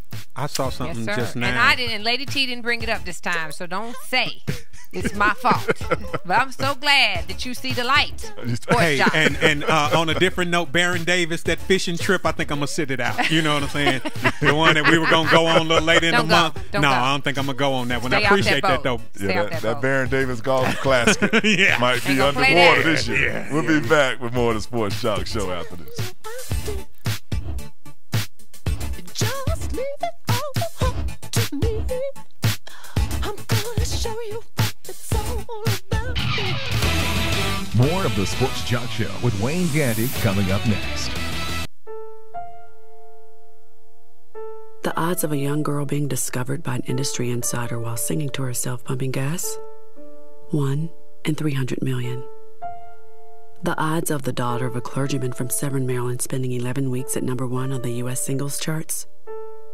1 in 19 million. The odds of going on to win 6 Grammy Awards? 1 in 1.4 million. The odds of selling over 40 million records? 1 in 800,000. The odds of this musician and performer having a child diagnosed with autism? 1 in 110. I'm Toni Braxton, and I encourage you to learn the signs of autism at autismspeaks.org. Early diagnosis can make a lifetime of difference. Autism Speaks. It's time to listen. Brought to you by Autism Speaks and the Ad Council. And now, back to the Sports Jock, Wayne Gandy. These are the prime years, and we are the members of the Get Fresh crew. On a lifetime mission to explore new beats and new cuts. To take rap music beyond a point that no other rapper has ever thought about before.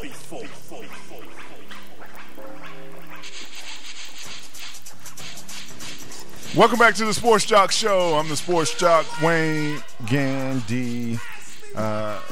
Just to do some housekeeping notes, Lady T, Big Kenny. That LeBron 10 shoe, they did say when it was coming out, it's going to be released September 29th. The price is not going to be $315. It's going to be, for the advanced model, you can get a pair for $270. Ooh. And the just the regular version is $180. That would be September the 29th. That shoe will be released. Put that on my calendar. Not. I didn't care about that. I was reading that D. Wade has a book out about parenting and growing up. I'm just giving you the information. When you is growing up and you is about to be a parent, you should be a parent who is a grown up. That's exactly what I was thinking. It would sound, the book would just go about like that. Wait now. This is the same D. Wade that's in the super horrible custody battle with his baby mama, ex-mother-in-law, ex-wife. Yes. Yeah. Chad Johnson, Ocho Cinco, for you people who only know him over the last 2 years. His name was Chad Johnson. Ocho head crack. He was, settle. He was formally charged last week with 1 count of misdemeanor domestic battery. Oh, I thought they made a new category, misdemeanor headbutting. I just thought maybe they just went ahead and said, you in a whole nother category of misdemeanor. And in some similar news, he was given an award by me for headbutting Evelyn Lozada. Yes, he was. You appreciate it. Yeah, I did. I appreciate it. I thought he should have broken her nose. And not that I'm advocating domestic violence. It sounds I like just it. don't like her. I think that anything you do to her would be cool. Yeah. See, I don't know her, so I've never. But I just don't. I'm like gonna ride with you on that. He does not know her either. I'm saying, but I don't like what I know. The little bit of her that I know, I hate. What do you know? Tell me about what you know. I see her on TV, and the way she allows them to portray her is disgusting and deplorable, and I think that she buys into that because she's a fame whore and she wants to be famous. So, and then she goes out and she did this little stunt marrying this unstable dude like a Ocho. Any man that named himself Ocho Cinco has, and then she expect him to be rational. She finds condoms in his car like a rich famous dude ain't gonna step outside, and then want to confront him about it, knowing he got issues. And this dude was like, "Get out my face, you know I got issues." Get out my face, you know I got issues. Well, it's not just a rant; it's the truth. Because as a woman, you're right. You sitting at the bar, I slide over to talk to you, and it's like, "Hey, what's your name?" You say it's Lady T, or you say Tina, and you say, "Well, so what's your name?" And I say 7 Deuce. Shouldn't that have been the end of the conversation? Right, and a man really hit on you and tell you his name is Ocho Cinco. And then you calling your mama like, "Mama, cool. I like 7 Deuce though. Me and Ocho Cinco about to get married." And your mother's like, "Who?" Well, because he was you marrying Ocho a Spanish dude up until he changed it so he could get married. See, you got to remember that he didn't change his name first. They were already planning to get married. Exactly. He changed it because she wouldn't call herself Evelyn Lozada Ocho Cinco, because that won't fit on a license. Okay. And now she calls herself Evelyn Lozada Head Swole in a mug. But Big Kenny, you taking a lot out on her. There's a lot of other chicks that fall in that category who are on TV doing the same thing. You can put and they are just as deplorable. They are just as disgusting. All the Atlanta housewives need to be headbutted. They should be lined up in a single file line. Atlanta, don't get on. That's that last show. You almost. Don't get me on that Atlanta Housewives stuff now. I'm going to go way too far. Just don't leave it to one chick headbutting. I mean, they got a new category in jail for it. I mean, for when you go. Line them up in a line and just one at a time. Take a lunch break and then finish them off. Yes, I got you. Y'all are crazy. Kenny was hard, man. You act like she done popped you off. There's mention that Roger Clemens, who's 50 years old, he might pitch a game before the season is over for the Houston Astros. Is this the same person that pitched somebody old pitched last week, right? Right, Roger Clemens. That's the same one? Oh, as long as there's not more than one of them. Okay. I mean, but that just goes to show the kind of love the Astros have for Rocket. Right. You know what I'm saying? And they're in last place, so they need some fans to come what's out. it going to hurt? Yeah, it's not going to hurt anything. Well, let me go pitch. And something that hit me this week. Headbutt from Ocho Cinco? No, this week that was just hilarious. Why are we making McDonald's put the calories on their food? Like, isn't that why you go to McDonald's?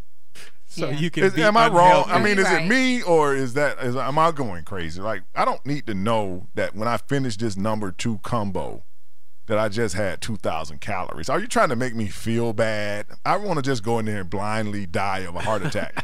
I don't want you to actually tell me, because then I'm going to be sitting there trying to be like, well, if I just eat half of it, or maybe if I just get the 1 patty. Listen, I came here to comfort my child in me. And that's a natural human thing that we all do. You get something from our childhood. Now y'all understand Taylor Townsend. And now listen, y'all the understand type her. of people that eat at McDonald's would see a quarter pounder with cheese at 600 calories and go, I could have 2 of them. That's only 600 calories. Give me a double quarter pounder with cheese. And it has 2,300 grams of sodium in one Big Mac. That's more than you're allowed to get in the whole day. You gotta die of something. Just want to Gotta tell die you. of something. something. Head button, sodium. Because I'm in there something. reading those things and it make me leave and go to Chick-fil-A. After this, with more of the Sports Jock Show. Can't be gay over there, though. Blessed up, so you got your head in the clouds. You made a fool out of you, and boy, you bring it. Don't go away. More of the Sports Jock Show with Wayne Gandy is coming up next. In times like these, strangers at your door should be treated cautiously, but unwelcome strangers in your home can be your worst nightmare. Home invasion is a form of armed robbery where criminals break into homes through unlocked or open doors and windows. They even trick people into opening their doors to confront victims face to face. They can be after money and valuables, threaten personal assault, or take members of the family captive. But you can be proactive against these disturbing attacks. Learn how to protect yourself against home invasions. Never open the door to strangers. Secure your home with high-security locks and quality door and window hardware. Consider a home security system and even a dog. It's also a good idea to devise an action plan for your family in case intruders ever do enter your home. To learn more about how to keep your home safe from intruders, visit ncpc.org. That's ncpc.org. A message from the U.S. Department of Justice, National Crime Prevention Council, and the Ad Council. When crime prevention is your life, your days don't stay quiet for long. What did I tell you? My name? McGruff the Crime Dog. I wear a trench coat. McGruff, I need help. That was a concerned citizen. And boy, did she sound concerned. I'm very concerned. What did I tell you? Someone took out a loan in my name. They're pretending to be me and spending my money. I can't understand. It's called how identity this can theft, happen. and it's growing fast. Safeguard your personal information, like your Social Security, credit card, or bank account numbers. On the phone, online, even around the house, because half of identity theft occurs by someone you think you know. Learn more from the National Crime Prevention Council at ncpc.org. Take it from McGruff. Keep your identity to yourself and take a bite out of crime. A message from this station, the U.S. Department of Justice, Crime Prevention Coalition of America, and the National Crime Prevention Council. And now, back to the Sports Jock, Wayne Gandy. The truth is, he will throw your ass in the ocean. It's time to wrap things up on the Sports Jock Show with Wayne Gandy.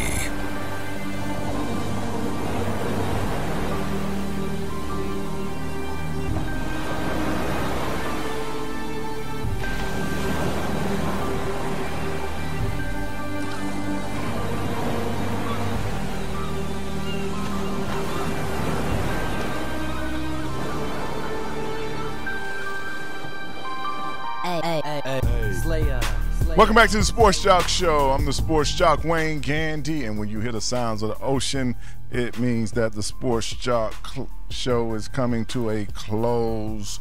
As usual, we like to thank our guest, Miss Erica Ash, Broadway film actress. She claims comedian, but I gotta have some proof on that. She's funny. Whatever. But I will go down and try to get me a 10-second spot in Scary Movie 5. They always need somebody, black dude, to die early, so I'm gonna see if I can make my way down there. We'd like to thank Mike Lipnick for calling in and helping us with the golf, and also Miss Dale Pasha for helping us with our story about Taylor Townsend and the USTA. As I have been saying the whole show, the Falcons will be taking on the Broncos tonight at the Georgia Dome. Get your dirty bird out for all you Falcon fans. You can wear your number 18 jerseys in Georgia. Don't wear it in Denver now because it's against the rule. The gangs out there might get you. At the schools, they banned that number. They banned that number forwards and backwards. So you can't wear 18 or 81 out there because the 18th Street Gang or something. 1-8. They don't play that. And it was like 2 other numbers, like 31 and 41, whether it was 13 or 14. You can't wear because they related to other gangs in Denver. I go to Denver, it's a nice place, fresh air. I don't know where the gangs are hanging out, but they don't like numbers. But you can't wear it. But Peyton Manning and the boys will be here playing. Should be a great game. People anticipate a lot of offense in this game. We do need to go through these picks. Last week, the sports jock in his picks was got 5 right and 3 wrong. Tony Romo, you really messed me up, man. Other games I can take, but Dallas losing to Seattle. And conversely, really because I always go opposite of what you say, I have the opposite numbers. I got 3 right and 5 wrong. What did Behind the Glass get, Sports Shock? Well, you know, they probably changed theirs as the week went on. I'm sure. Yeah, I'm saying we won 6. Once the good producer got to that Mac counter, football was out. Yeah. You know? So you had 6 right and 2 wrong? So he says. He's not definitely a guy that can't hold the money. Write it down. Bet. Tell him, write it. Tina, you write it. How did Behind the Glass get more than what you got? I'm just. Y'all didn't want me to play. I'm just saying. I never saw the Behind the Glass We answers. still don't want you. Yeah, I thought y'all wrote right it down. Right here, we have how many games? You got a lot of games this week here. Behind the Glass, y'all are calling them. That's funny. Let's start tonight. Broncos, Falcons, Birds. You taking the Falcons? Who you got over there behind the glass? Falcons. I like the good producer to read off who he got. I trust him more. I'm gonna go with the Falcons as well. Giants, Panthers. Giants. Panthers. Okay, my pen on gave out. There we go. I get the big pen out. I'm gonna go with the Giants. Bucks, Cowboys. Bucks. Cowboys. I'm gonna go with Bucks. I just would never bet with Tony Romo again. Ever. Jets, Dolphins. Jets, Jets. I'm gonna ride with the Jets too. Dolphins, and we're gonna go with Bucks on the last game.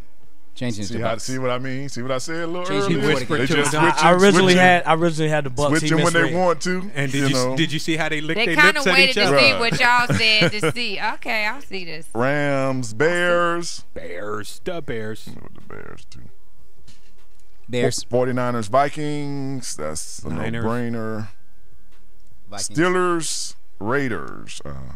Y'all always know where I'm at with the steel curtain. I'm going to have to go with them too. Patriots, Raiders. Ravens. Should be a great game. Baltimore. Patriots. I'm going to go with Pretty Tom. He don't usually lose 2 games behind each other. And Falcons, Chargers. You gotta wait to see what happens tonight. Did Matt Ryan get hit or hurt? I don't know. Can't bet that game. Yeah, can we even bet that game? We're going to call that okay. Even. We'll go to push on that. Yeah, we'll push that one, but we'll see, Lady T. Oh, hey, I'm back. Where were y'all? What happened? We'll see, but when you hear the sounds of ice. There's still no ice. Yes. I couldn't find it. And that tea, that ain't really sweet tea. I don't know what they have. Real quickly, Alabama is ranked number 1 in the country.